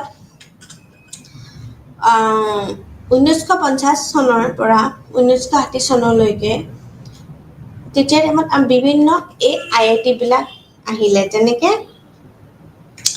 Indian institute of technology Mumbai তাৰপিছত Indian institute of technology Kharagpur Indian institute of technology Kanpur Indian institute of technology Madras and Indian institute of technology দিল্লীৰ দৰে 5টা বিভিন্ন স্থানত আমাৰ ভাৰতীয় প্ৰযুক্তিবিদ্যাৰ প্ৰতিষ্ঠান স্থাপন কৰাটো লক্ষণীয় আছিলে এই মেট্ৰ' চিটি ঠিক আছে তো এই প্ৰতিষ্ঠানসমূহক আমি মেনচেষ্টাৰ ইনষ্টিটিউট অফ টেকন'লজি যোনখন আমেৰিকাত স্থাপিত হৈ আছে যুক্তৰাষ্ট্ৰৰ লগত সেই মেনচেষ্টাৰ বিশ্ববিদ্যালয় UKৰ প্ৰধান প্ৰতিষ্ঠানসমূহৰ আৰ্হি প্ৰস্তুত কৰা হৈছিলে বুলি কয় স্বাধীনতাৰ ঠিক আগতে 1945 চনত সৰ্বভাৰতীয় কাৰিকৰী শিক্ষা পৰিষদ আছিলে গঠন কৰা হৈছিলে আৰু 1947 চনত বিশিষ্ট বিজ্ঞানী তথা প্ৰকাশক ডক্টৰ শান্তিস্বৰূপ আমাৰ আছিলে অধ্যক্ষত এখন বৈজ্ঞানিক মানৱ শক্তি সমিতি গঠন কৰা হৈছিল যি দেশৰ বৈজ্ঞানিক মানৱ শক্তিৰ প্ৰয়োজনীয়তাবিলাক প্ৰথম পদ্ধতিৰে আমাক মূল্যায়ন কৰা হৈছিলে বুলি কয় ঠিক তেনেকৈ আমাৰ প্ৰতিবেদনখন চৰকাৰৰ বাবে কাৰিকৰী শিক্ষাৰ বিকাশ আৰু সম্প্ৰসাৰণৰ পৰিকল্পনা কৰাৰ বাবে এক গুৰুত্বপূৰ্ণ নীতিগতি আমাৰ হিচাপ হৈ কৰা হৈছিলে। ঠিক তেনেকেই আমি যদি চাওঁ যে আমাৰ অধ্যয়নৰ পৰিষদবিলাক সুবিধা পাতি বা সুযোগৰ লগত মিলা আছে, তেতিয়া আমি তাৰ লগত আমাৰ মিলাই পেলাই আমি চাওঁ তো এইখিনি বস্তু একেনে আমি সেই বস্তুখিনি আমি ক্লিয়াৰ হ'ব লাগিব। বুজিছে?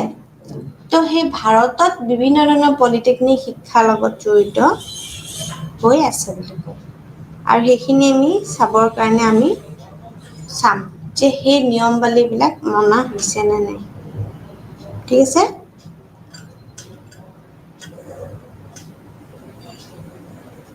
তো মনা হৈছে নে নাই আমি সেইখিনি চাবৰ কাৰণেও আমি চাব লাগিব। ঠিক আছে? তো সেইটোকে কৈছে যে আমি বিভিন্ন স্তৰত আমাৰ বিভিন্ন লেভেলত আমি বস্তুখিনি ষ্টাডি কৰোঁ।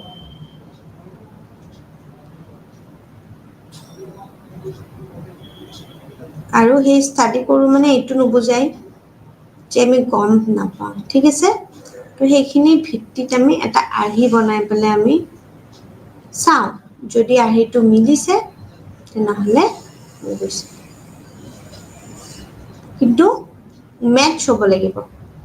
ঠিক আছে? আৰু মেটচ হোৱাটো ইম্পৰ্টেণ্ট হয়। কি? তো সেই মেটচ হোৱাটো সেইকাৰণে কিয় কৈছে যে মেথছ হোৱাটো এইটো কাৰণে ইম্পৰ্টেণ্ট বিকজ আমাৰ কাৰিকৰী শিক্ষা পৰিষদৰ লগত আমাৰ জড়িত সহযোগিতাত সৰ্বভাৰতীয় কাৰিকৰী শিক্ষা পৰিষদো আছে, আৰু তাৰ লগত জড়িত আমাৰ নিয়মাৱলী পৰামৰ্শও দিয়া হয় বুলি কোৱা যায়। তো এই ৰাধাকৃষ্ণ আয়োগখন আমি পঢ়িছিলোঁ কেতিয়া? মনত আছেনে কাবাৰ? আমাৰ ৰাধাকৃষ্ণ আয়োগখন কোন আছিলে ফুল ফৰ্ম তেওঁৰ?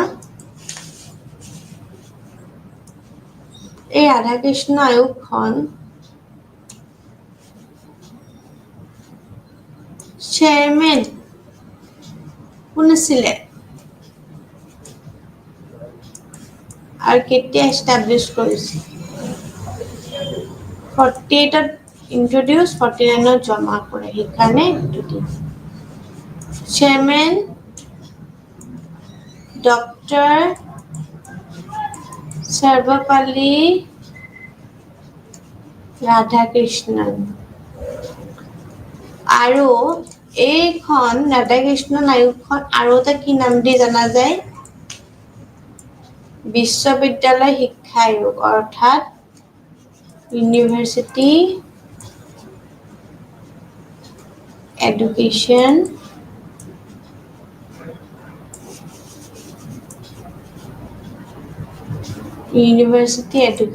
কমিশ্যন।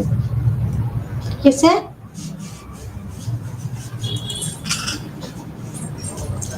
ইউনিভাৰ্চিটি এডুকেশ্যন কমিশ্যনখন আমি ৰাধাকৃষ্ণন কমিশ্যনত বুলিও আমি জানো। কিয়নো কাৰণ কি ৰাধাকৃষ্ণন এইখন কমিশ্যনৰ চেয়াৰমেন আছিলে, সৰ্বপল্লী ৰাধাকৃষ্ণন। ঠিক আছে? আৰু তেওঁ আমাৰ ভাৰতৰ ছেকেণ্ড তেতিয়া টাইমত মিনিষ্টাৰ আছিলে। ঠিক আছে? Second minister. তো আমি এতিয়া, আৰু তেওঁ বানাৰস হিন্দু ইউনিভাৰ্চিটিৰ ভাইচ চেঞ্চেলাৰো আছিলে। ঠিক আছে? তো স্বাধীন ভাৰতৰ বিদ্যালয় শিক্ষাৰ ওপৰত গঠন কৰা প্ৰথমখন আয়োগ। ইয়াত বেছি ক্লিয়াৰকে দিয়া নাই, ভাৰতত স্বাধীন ভাৰতত বিশ্ববিদ্যালয়ৰ শিক্ষাৰ আয়োগ দিয়ে দিছে। তো এইটো কাৰণে আমি কি বুলি কওঁ এইখন কমিশ্যনক? ইউনিভাৰ্চিটি এডুকেশ্যন কমিশ্যন, অৰ্থাৎ বিশ্ববিদ্যালয় শিক্ষা আয়োগ। কাৰিকৰী শিক্ষাৰ সন্দৰ্ভত ইয়াৰ মূল পৰামৰ্শসমূহ আছিলে বৃত্তিমূলক শিক্ষা আৰু প্ৰযুক্তিগত প্ৰতিষ্ঠান সংখ্যা বৃদ্ধি কৰা, উপযুক্ত ব্যৱহাৰিক প্ৰশিক্ষণৰ ওপৰত গুৰুত্ব আৰোপ কৰা আৰু অভিযান্ত্ৰিক ক্ষেত্ৰত গৱেষণাৰ ব্যৱস্থাও কৰাটো বুজায়।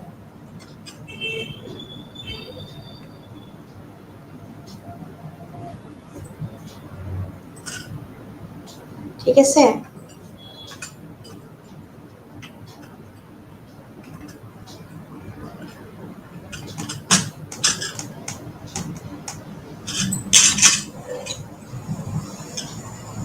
তো তাৰ লগতে আমি কওঁ যে আমাৰ বিভিন্ন ধৰণৰ কাৰিকৰী শিক্ষাৰ সন্দৰ্ভত অৰ্থাৎ টেকনিক্যাল এডুকেশ্যন কাৰিকৰী শিক্ষাৰ সন্দৰ্ভত বা আমাৰ শিক্ষাৰ যিমানখিনি মূল পৰামৰ্শসমূহ আছিলে বৃত্তিমূলক শিক্ষাৰ লগত আমি ক'ব পাৰোঁ। ঠিক আছে?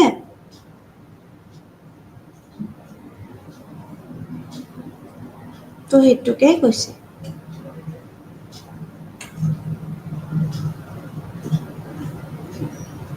তো আমি যেতিয়া কওঁ যে আমাৰ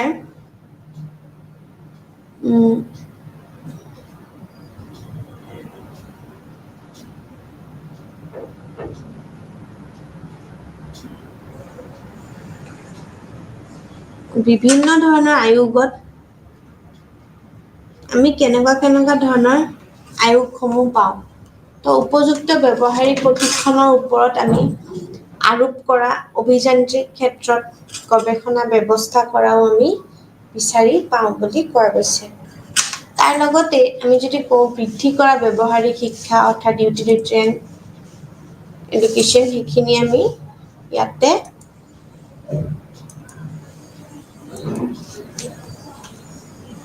এতিয়া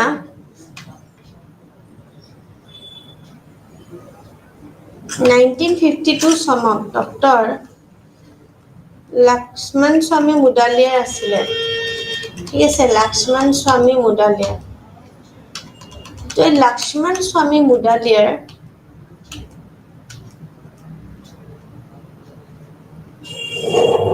অৰ্থাৎ এখন কি জনা যায় সেকেন্ডাৰী এডুকেশ্যন কমিশ্যন, কিয়নো লক্ষ্মণ স্বামী মুডালিয়াৰ was the chairman. তেওঁ chairman আছিলে।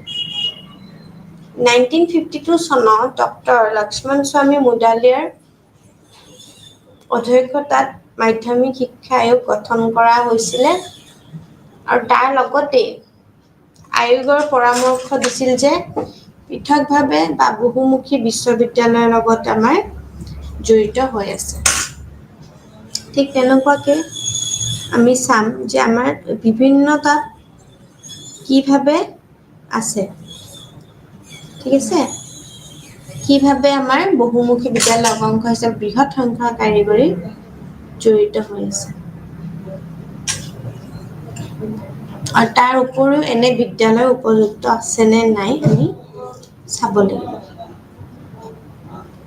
ঠিক আছে? তো সেইখিনিৰ ওপৰত ভিত্তি কৰি আমি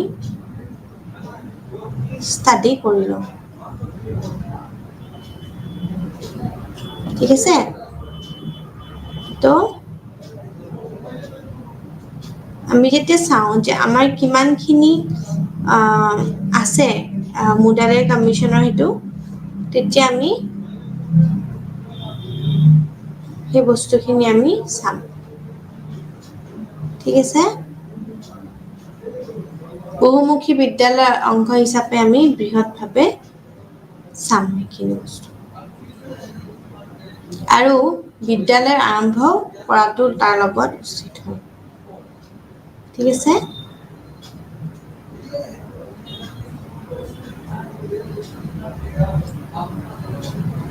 তো এইখিনি এখন বিদ্যালয়ৰ উপযুক্ত উদ্যোগী কৰা হিচাপে কি বস্তু জড়িত।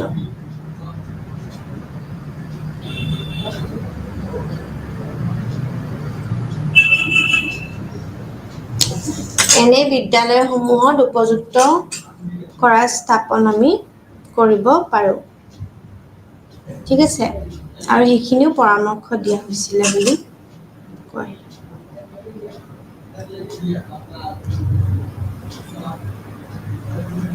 তো তাৰ লগত আমি যদি চাওঁ যে আমাৰ কেনেকুৱা ধৰণৰ হয়, তেতিয়া আমি গম পাওঁ।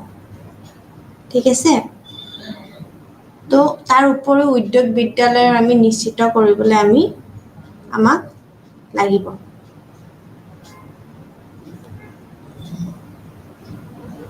তো সেইখিনি আমি চাম।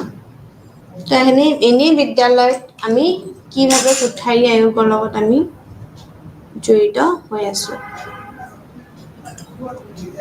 আৰু সেই কাৰিকৰ জানিবলৈ আমি প্ৰয়োজনীয়খিনি আমি বিচাৰি ওলাম। ঠিক আছে,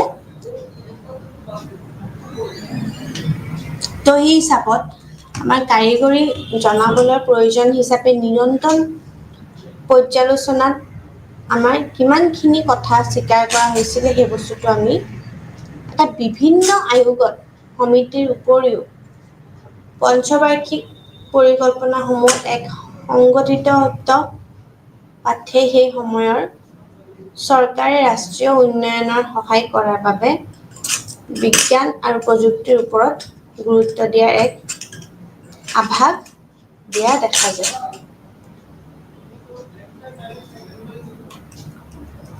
ঠিক আছে, তো কাৰিকৰী শিক্ষাৰ সন্দৰ্ভত ইয়াৰ মূল পৰামৰ্শ আছিলে বৃত্তিমূলক শিক্ষাৰ, আৰু তাৰ লগত আমি প্ৰতিষ্ঠান উপযুক্ত ব্যৱহাৰ কৰি প্ৰশিক্ষণসমূহ আমি আদালতত চামিল কৰে। ঠিক আছে, তো সেই হিচাপত আমি এই বস্তুখিনি ষ্টাডি কৰোঁ। আৰু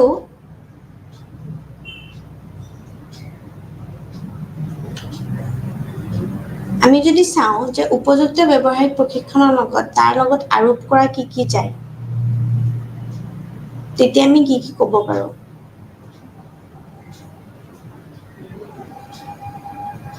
তেতিয়া আমি কি ষ্টাডি কৰিব পাৰোঁ সেইটো চাব লাগিব।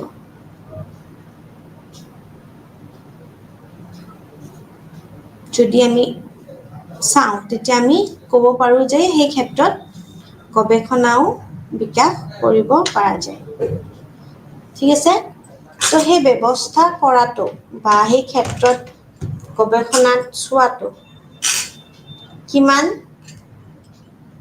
হয়, আৰু সেই আয়োগ পৰামৰ্শ দিছিল যে পৃথকভাৱে বা বহুমুখী বিদ্যালয়ৰ অংশ হিচাপেও বৃহৎ সংখ্যক কাৰিকৰী বিদ্যালয়ও আৰম্ভ কৰিব লাগিব, আৰু ইয়াৰ উপৰিও এখন উদ্যোগ বা বিদ্যালয়ৰ আমি কেনেকে উপযুক্ত উদ্যোগসমূহৰ ওচৰতে স্থাপন কৰাৰ পৰামৰ্শও দিয়া হৈছিল বুলি কোৱা দেখা যায়। এতিয়া কোঠাৰী আয়োগ অৰ্থাৎ ৰাষ্ট্ৰীয় অৰ্থনীতি আৰু সমাজৰ বিকাশৰ বাবে বিজ্ঞান আৰু গৱেষণাৰ প্ৰচাৰৰ পৰামৰ্শ দিছিল যদিও ই প্ৰতিখন ৰাজ্যতে কমেও এনেকৈ কৃষি বিশ্ববিদ্যালয়ৰ গঢ়ি তোলাৰ পৰামৰ্শ দিছিল যে কাৰিকৰী শিক্ষাৰ বাবে উদ্যোগসমূহত ব্যৱহাৰিক প্ৰশিক্ষণৰ ব্যৱস্থাক শিক্ষাৰ অংশ কৰাৰ পৰামৰ্শ দিয়া হৈছিলে, আৰু আয়োগ দেশৰ কৃষি ঔদ্যোগিক আৰু কাৰিকৰী জনাবলৰ প্ৰয়োজনীয়তা নিয়ন্ত্ৰণ পৰ্যালোচনাৰ প্ৰয়োজনীয়তাৰ কথা স্বীকাৰো কৰা হৈছিলে। ঠিক তেনেকে ৰাষ্ট্ৰীয় শিক্ষা নীতি 1986ৰ কাৰিকৰী আৰু ব্যৱস্থাপনা আৰু তাৰ লগত শিক্ষাৰ ঘনিষ্ঠ সম্পৰ্ক আৰু পৰিপূৰক উদ্যোগৰ ওপৰতো আমাৰ আলোকপাত কৰিছিলে, আৰু উদ্যোগৰ বৰ্তমান লগতে প্ৰকল্পিত প্ৰয়োজনীয়তাবোৰৰ বিবেচনা কৰা দুয়োটা ধাৰাৰ পুনৰ্গঠনৰ পৰামৰ্শ আছিলে। ইয়াৰ উপৰিও পৰিকল্পনা ৰূপায়ণ আৰু কৰ্মচাৰীৰ বিনিময় প্ৰশিক্ষণৰ সুবিধা গৱেষণা আৰু পৰামৰ্শৰ দৰে পাৰম্পৰিক স্বাৰ্থৰ ক্ষেত্ৰত কাৰিকৰী বা ব্যৱস্থাপনা প্ৰতিষ্ঠানসমূহৰ মাজত সক্ৰিয় মত বিনিময় পৰামৰ্শও দিয়া হয়।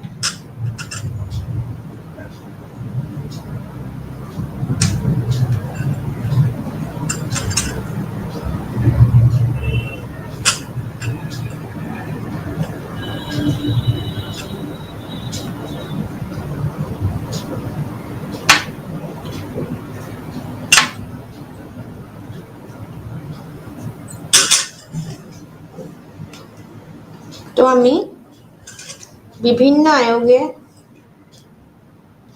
আৰু সমিতিৰ উপৰিও পঞ্চবাৰ্ষিক পৰিকল্পনা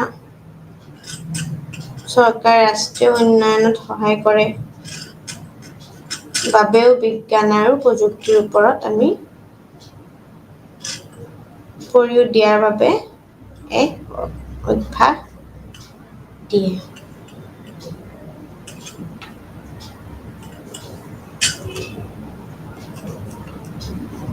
তো কোঠাৰী আয়োগ হওক বা আমাৰ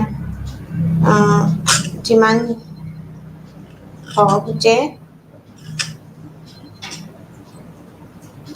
অৰ্থনীতিয়ে সমাজৰ বিকাশৰ বাবে বিজ্ঞান আৰু গৱেষণা প্ৰচাৰৰ পৰামৰ্শ দিছিল যদিও আমি এখনেই কৃষি বিশ্ববিদ্যালয়ৰ লগত আমি চাওঁ। তো এখন কৃষি বিশ্ববিদ্যালয় গঢ়ি তোলাৰ পৰামৰ্শ আছে যদিও কাৰিকৰী শিক্ষাৰ বাবে উদ্যোগসমূহ ব্যৱহাৰিক প্ৰশিক্ষণৰ আমাৰ ব্যৱস্থাক শিক্ষাৰ অংশ কৰাৰ পৰামৰ্শ দিয়া হৈছিলে আৰু তাৰ লগতে কি আছিলে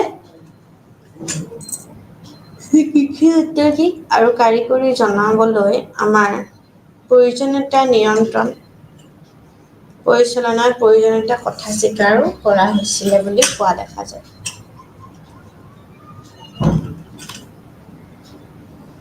ৰাষ্ট্ৰীয় শিক্ষানীতি 1986 কাৰিকৰী আৰু ব্যৱস্থাপনা শিক্ষাৰ ঘনিষ্ঠ সম্পৰ্ক আৰু পৰিপূৰক উদ্যোগৰ ওপৰত আলোকপাত কৰিছিলে। উদ্যোগিক বৰ্তমান লগতে আমাৰ প্ৰকল্পিত প্ৰয়োজনীয়তাবোৰ বিবেচনা কৰি দুয়োটা ধাৰাৰ আমাৰ পুনৰ্গঠনৰ পৰামৰ্শ দিয়া হৈছিলে।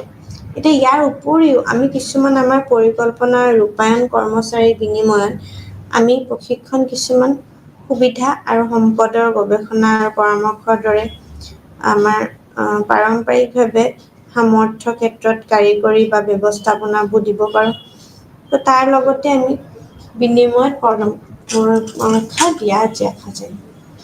বিভিন্ন আয়োগ আৰু সমিতিৰ উপৰিও পৰিকল্পনাবিলাকত আমি পাঠে সেই সময়ৰ চৰকাৰৰ ৰাষ্ট্ৰীয় উন্নয়ন সহায় কৰাৰ বাবে বিজ্ঞান আৰু প্ৰযুক্তিৰ ওপৰত গুৰুত্ব দিয়াৰ এক অভ্যাস দেখা যায়। তো আমি এইখিনি আলোচনা কৰিম। এতিয়া প্ৰতিবেদনখন চৰকাৰৰ বাবে কাৰিকৰী শিক্ষাৰ জড়িত হৈ আছে, কিন্তু শিক্ষাৰ বিকাশ আৰু সম্প্ৰসাৰণৰ পৰিকল্পনা কৰাৰ বাবে এক গুৰুত্বপূৰ্ণ নীতিগত আমাৰ দক্ষতা হিচাপে কাম কৰিছিলে। বৰ্তমানৰ পলিটেকনিকসকলে নিয়ন্ত্ৰণ কৰিবলৈ 1948 চনত অধ্যয়ন কৰিছিলে আৰু পৰিষদৰ সহযোগিতাত সৰ্বভাৰতীয় কাৰিকৰী শিক্ষা পৰিষদৰো মান ৰাখিছিলে। তাৰে ভাৰতত আমাৰ পলিটেকনিক শিক্ষাৰ অৱস্থা আৰু পৰিস্থিতিত আমাৰ গোটেইখিনি বস্তু আছিলে। তো এই নিয়মাৱলী পলিটেকনিকৰ পৰামৰ্শ দিয়াৰ লগতে আমাৰ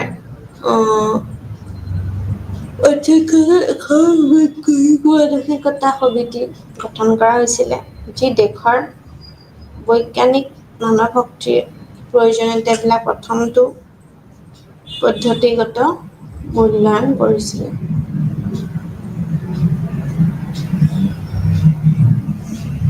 ঠিক তেনেকৈ চোৱা গৈছিল যে মূল্যায়ন কৰা হৈছিলে বা মূল্যায়নৰ লগত কিমানখিনি বৈজ্ঞানিক মানৱ শক্তিৰ প্ৰয়োজনীয়তা আছিলে। ঠিক তেনেকেই চাওঁ যে প্ৰথমটো পদ্ধতিগত মূল্যায়ন কৰিছিল যদিও আমি এইখিনি কিভাৱে চাম?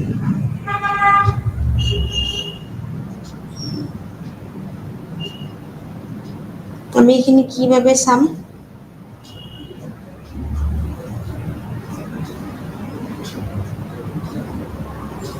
যদি প্ৰথমটো মূল্যায়ন কৰিছিলে তেতিয়া আমি এইখিনি কিভাৱে চাম? এই বস্তুটো আমি গুৰুত্ব দিব লাগিব।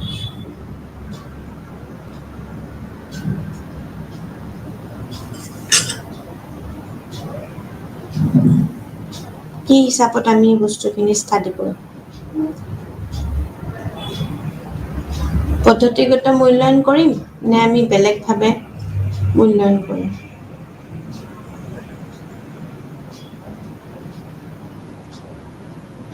কিভাৱে মূল্যায়ন কৰিম?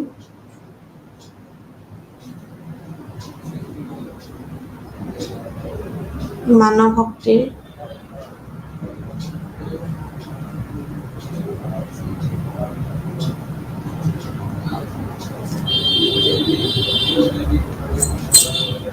পদ্ধতিগত মূল্যায়ন কৰিম, হয়নে নহয়?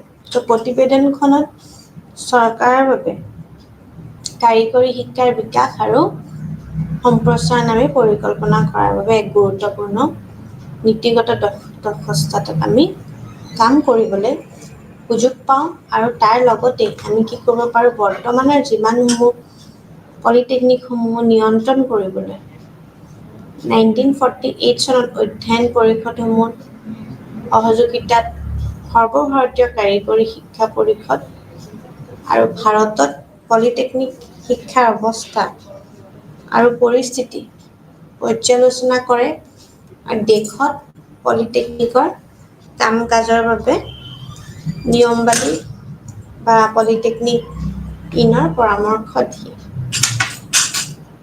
তো সেই ৰাধাকৃষ্ণন আয়োগে সেই বস্তুখিনি আলোচনা কৰিছিলে যে স্বাধীন ভাৰতত আমাৰ বিশ্ববিদ্যালয় শিক্ষাৰ আয়োগখন কোনখিনিলৈ সীমাবদ্ধ আছে? কোনখিনিলৈ সীমাবদ্ধ আছে সেই বস্তুখিনি আমি চাব লাগিব।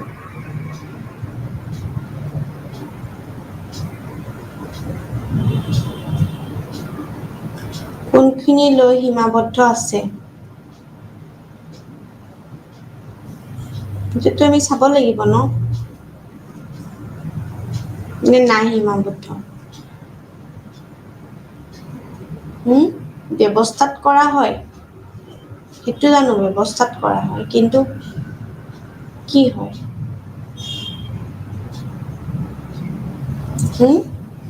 আৰোপ কৰা হয়, হয়নে?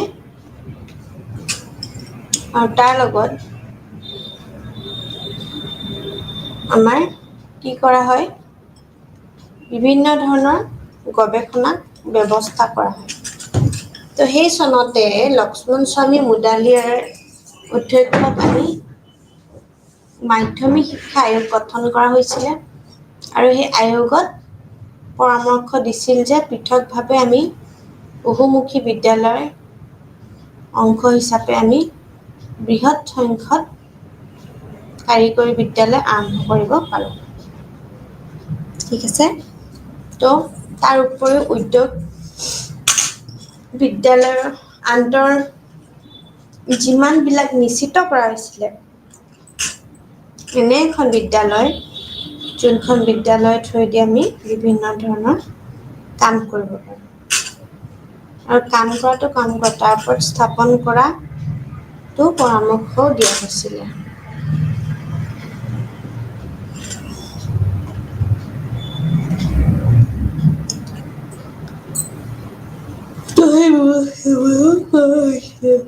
তো আমি চাওঁ যে 1948 চনত অধ্যয়ন কৰা পৰিষদৰ সৰ্বভাৰতীয় কাৰিকৰী শিক্ষা পৰিষদত ভাৰতত পলিটেকনিক শিক্ষা ব্যৱস্থা পৰিস্থিতি পৰ্যালোচনা কৰে আৰু তাৰ লগত দেশত পলিটেকনিক প্ৰতিষ্ঠানসমূহ কিভাৱে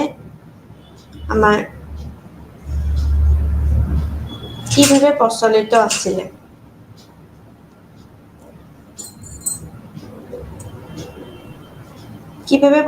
আছিলে।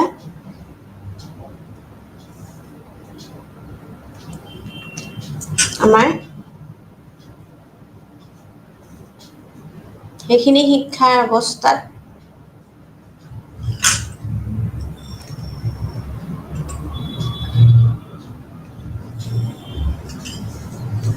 আমাৰ কিভাৱে প্ৰচলিত আছিলে জানো আমি এইটো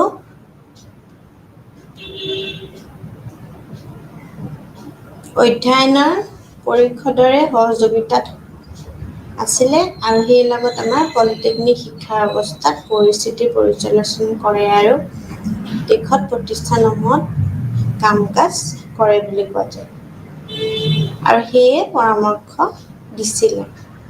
ঠিক আছে, তো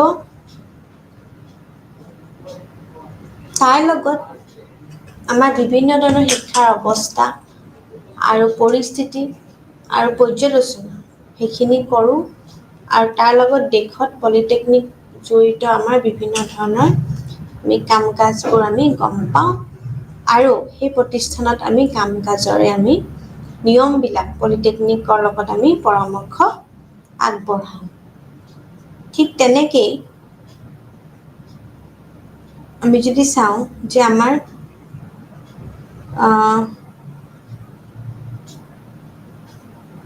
কাম কাজৰ বাবে নিয়মাৱলী চৰ্তাৱলী হৈ পৰে আৰু সেইকাৰণে আমি চাওঁ যে আমাৰ বিভিন্ন ধৰণৰ পৰামৰ্শ আমাৰ ৰাধাকৃষ্ণ মিছনৰ লগত আছিলে জড়িত।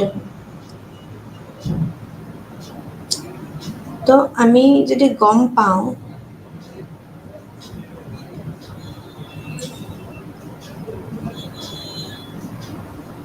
তেতিয়া আমি সেইখিনি সময়তে আমি বিভিন্ন ধৰণৰ ব্যৱস্থা কৰিব পাৰোঁ আৰু সেয়েহে আমি সেইদিনাখন আমি গম পাওঁ যে আমাৰ কেনেকুৱা ধৰণৰ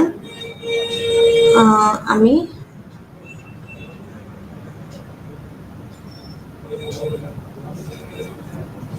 সেই বস্তুটো আমি গম পাম। ঠিক আছে, তো এনে বিদ্যালয়ৰ উপৰিও আমি স্থাপন কৰাৰ পৰামৰ্শ দিয়া হৈছিলে আৰু সেই সুযোগতে আমি বস্তুখিনি আমি গোটেইখিনি বুজিবলৈ পাৰোঁ আৰু সেই পৰামৰ্শ দিয়াৰ স্থানতেই আমি গম পাওঁ যে আমাৰ স্থাপন কৰাৰ পদ্ধতি কি হয়। ঠিক আছে, কোঠাৰী আয়োগ ৰাষ্ট্ৰীয় অৰ্থনীতি আৰু সমাজৰ বিকাশৰ বাবে বিজ্ঞান আৰু গৱেষণা প্ৰচাৰৰ পৰামৰ্শ দিছিলে আৰু ই গোটেই ৰাজ্যত কমেও এখনকে কৃষি বিশ্ববিদ্যালয় কমেও গঢ়ি তোলাৰ পৰামৰ্শ দিছিলে। কাৰিকৰী শিক্ষাৰ বাবে ঔদ্যোগিক আমাৰ যিমানখিনি ব্যৱহাৰিক প্ৰশিক্ষণৰ বাবে আমাৰ ব্যৱহাৰিক শিক্ষাৰ পৰামৰ্শ দিয়া হৈছিলে। সেই আয়োগত দেশৰ আমাৰ কৃষি ঔদ্যোগিক আৰু প্ৰয়োজনীয়তাবিলাক আমি চাই কথা স্বীকাৰ কৰিব লগা হৈছিলে আৰু আয়োগ পৰামৰ্শ দিছিল যে পৃথকভাৱে বা বহুমুখী বিদ্যালয়ৰ অংশ হিচাপে বৃহৎ সংখ্যক আমি কাৰিকৰী বিদ্যালয় আৰম্ভ কৰিব লাগে আৰু ইয়াৰ উপৰিও উদ্যোগ বিদ্যালয়ৰ সংযোগ নিশ্চিত কৰিবলৈ এনে বিদ্যালয়সমূহত আমি কি কৰিব পাৰোঁ, উদ্যোগসমূহৰ ওপৰলৈ স্থাপন কৰাৰ পৰামৰ্শ দিয়া হৈছিলে।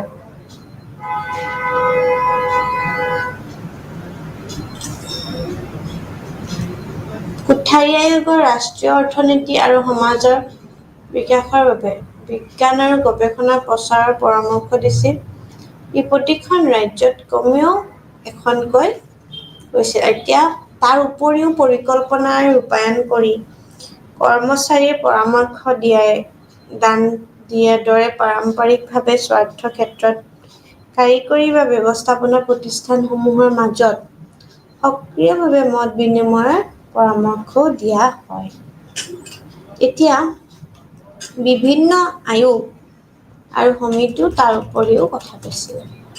আৰু চৰকাৰ সময়তে আমাৰ যোনখিনি আমাৰ মেছেচুইটছ ইনষ্টিটিউট অফ টেকন'লজি আছে সেইখিনিৰ লগত আমাৰ জড়িত আহাতে ভাৰতৰ 4খনকৈ ভিন্ন অঞ্চলত উচ্চ কাৰিকৰী শিক্ষা প্ৰতিষ্ঠান স্থাপন কৰাৰ পৰামৰ্শ কৰিছিল। ইয়াৰ পিছতে আমাৰ বিভিন্ন ধৰণৰ 1951 চনত আমি কেনেকুৱাকৈ আমাৰ বছৰ মানে 51 চনৰ পৰা 61 চনলৈকে মুম্বাইত, খড়গপুৰ, তাৰপিছত কানপুৰ, মাদ্ৰাজ, দিল্লী দৰে 5টা ভিন্ন স্থানত ভাৰতীয় প্ৰযুক্তিবিদ্যা প্ৰতিষ্ঠান স্থাপন কৰাটো লক্ষণীয় আছিল। ঠিক তেনেকৈয়ে এই প্ৰতিষ্ঠানত Manchester institute of technology, America যুক্তৰাষ্ট্ৰ আৰু মানচেষ্টাৰ বিশ্ববিদ্যালয় UKৰ প্ৰধান প্ৰতিষ্ঠানসমূহ আৰ্হিত প্ৰস্তুত কৰা হৈছিল। স্বাধীনতাৰ ঠিক আগতেই 1945 চনত সৰ্বভাৰতীয় কাৰিকৰী শিক্ষা পৰিষদ গঠন কৰা হৈছিল আৰু 1947 চনত বিশিষ্ট বিজ্ঞানী তথা প্ৰকাশক ডক্টৰ শান্তিস্বৰূপ ভাটনগৰৰ অধ্যক্ষতাত এখন গঠন কৰা হৈছিল যি দেশৰ বৈজ্ঞানিক মানৱশক্তিৰ প্ৰয়োজনীয়তাৰ প্ৰথমটো পদ্ধতিগত মূল্যায়ন কৰিছিল। প্ৰতিবেদনখন চৰকাৰৰ বাবে কাৰিকৰী শিক্ষাৰ বিকাশ আৰু সম্প্ৰসাৰণৰ পৰিকল্পনা কৰাৰ বাবে গুৰুত্বপূৰ্ণ নীতিগত হৈ পৰে। দস্তাবেজ হিচাপে কাম কৰিছিল। বৰ্তমান পলিটেকনিকসমূহক নিয়ন্ত্ৰণ কৰিবলৈ 1948 চনত অধ্যয়ন পৰিষদৰ সহযোগিতাৰ বাবে সৰ্বভাৰতীয় কাৰিকৰী শিক্ষা পৰিষদত পলিটেকনিক শিক্ষাৰ অৱস্থা আৰু পৰিস্থিতি পৰ্যালোচনা কৰে। দেশত কাম-কাজৰ বাবে নিয়মাৱলী চলে।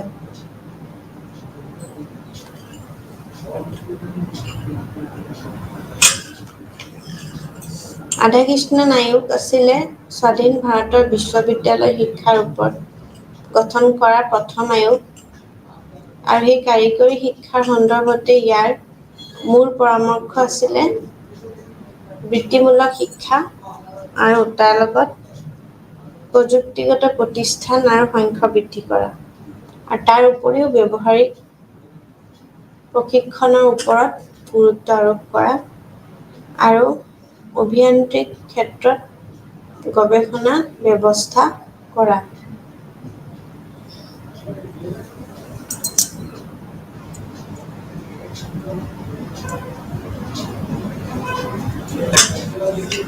(1952) চনত ডক্টৰ এ. লক্ষ্মণ স্বামী মুডালিয়াৰে আমাৰ অধ্যক্ষত মাধ্যমিক শিক্ষা আয়োগ গঠন কৰা হৈছিল আৰু তাৰ লগতে আমাৰ বিভিন্ন ধৰণৰ আয়োগৰ পৰামৰ্শ দিছিল যে আমি বহুমুখী বিদ্যালয়ৰ অংশ হিচাপে বৃহৎ সংখ্যাত কাৰিকৰী বিদ্যালয় আৰম্ভ কৰিব লাগে আৰু ইয়াৰ উপৰিও উদ্যোগ বিদ্যালয়ৰ লগত আমি সুযোগ কৰি চলিব লাগিব। এতিয়া নিশ্চিত কৰিবলৈ এনে বিদ্যালয়সমূহত উপযুক্ত উদ্যোগ কৰি ওচৰতে স্থাপন কৰাৰ পৰামৰ্শ দিয়া হৈছিল আৰু কোঠাৰী আয়োগ ৰাষ্ট্ৰীয় অৰ্থনীতি আৰু সমাজৰ বিকাশৰ বাবে বিজ্ঞান আৰু গৱেষণা প্ৰচাৰৰ পৰামৰ্শ দিছিল। ই প্ৰতিখন ৰাজ্যত কমেও এখনকৈ কৃষি বিশ্ববিদ্যালয় গঢ়ি তোলাত পৰামৰ্শ দিছিল আৰু কাৰিকৰী শিক্ষাৰ বাবে উদ্যোগসমূহত ব্যৱহাৰিক প্ৰশিক্ষণৰ ওপৰত আমাৰ ব্যৱস্থা শিক্ষাৰ কৰাৰ পৰামৰ্শ দিয়াও হৈছিলে বুলি কয়। ঠিক তেনেকে আয়োগ দেশৰ কৃষি তাৰ লগত বিভিন্ন ধৰণৰ আমাৰ কাৰিকৰী জনাবলৈ প্ৰয়োজনীয়তাবিলাক নিয়ন্ত্ৰণ পৰিচালনাৰ প্ৰয়োজনীয়তা তথা কথা স্বীকাৰ কৰা হৈছিলে। সেইবাবেহে আমি গম পাওঁ যে আমাৰ ৰাষ্ট্ৰীয় শিক্ষা নীতিয়ে কিভাৱে আলোচনা কৰিছিলে আৰু সেয়েহে কয় যে কাৰিকৰী বা ব্যৱস্থাপনা শিক্ষাৰ লগতে আমি ব্যৱস্থাপনা শিক্ষাৰ ঘনিষ্ঠ সম্পৰ্ক তাৰ লগত পৰিপূৰক উদ্যোগিক হিচাপে আমি কাম কৰিব লাগিব। আৰু তাৰ লগতে আমি যদি কওঁ যে প্ৰয়োজনীয়তাবিলাক বা আমাৰ বিভিন্ন ধৰণৰ আমাৰ যোনখিনি আছিলে সেইখিনি আমি সেই প্ৰয়োজনীয়তাসমূহ আমি চাব লাগিব আৰু সেয়েহে আমাৰ বিভিন্ন ধৰণৰ কৰ্মসূচীৰ লগত আমাৰ জড়িত হয়। তো সেই জড়িত হোৱাৰ লগত মত বিনিময়ৰ পৰামৰ্শও দিয়া যায়। ঠিক তেনেকেই আমি চাব পাৰোঁ যে আমাৰ বিভিন্ন ধৰণৰ আমাৰ বিনিময়ৰ পৰামৰ্শবিলাক যোনসমূহ থাকে সেইসমূহ আমি সম্পদ বা গৱেষণা বা বিভিন্ন ধৰণৰ ৰিচাৰ্চ আৰু ৰিকমেণ্ডেশ্যনৰ লগত ক্ষেত্ৰত আমি সেই টেকনিকেল যিমানখিনি আমাৰ আয়োগ থাকে সেই সমিতিৰ উপৰিও আমি পৰিকল্পনা বিভাগৰ লগত সংশ্লিষ্ট কৰি পেলাই সেই পাঠৰ লগত আমি আমাৰ বিভিন্ন ধৰণৰ ৰাষ্ট্ৰীয় উন্নয়নত সহায় কৰিব পাৰে আৰু বিজ্ঞান আৰু প্ৰযুক্তিৰ লগত জড়িত কিছুমান গুৰুত্ব তথ্য বা অভ্যাস আমি দিব পাৰোঁ। আৰু তাৰ লগতে আমি কওঁ যে বিভিন্ন পঞ্চবাৰ্ষিক আমাৰ যিমানখিনি পৰিকল্পনাসমূহ আছে তাৰ লগত আমি সংহতি কৰি ৰাখি সেই পাঠৰ লগত আমি জড়িতভাৱে সময়ৰভাৱে সহায় কৰাৰ লগতে বিজ্ঞান আৰু প্ৰযুক্তিবিদ্যাৰ লগত মিলি পেলাই তাৰ লগত আমি অভ্যাস গঠন কৰাৰ লগতেও কৰ্মচাৰীৰ বিভিন্ন ধৰণৰ বিনিময় বা বিভিন্ন ধৰণৰ প্ৰশিক্ষণৰ সুবিধা বা সম্পদৰ লগত আলোচনা কৰি সেই ক্ষেত্ৰত কাৰিকৰী বা ব্যৱস্থাপনাৰ লগত আমি প্ৰতিষ্ঠানসমূহ সক্ৰিয় মত দিয়াৰ এক প্ৰচেষ্টা কৰিব লাগে। ধন্যবাদ।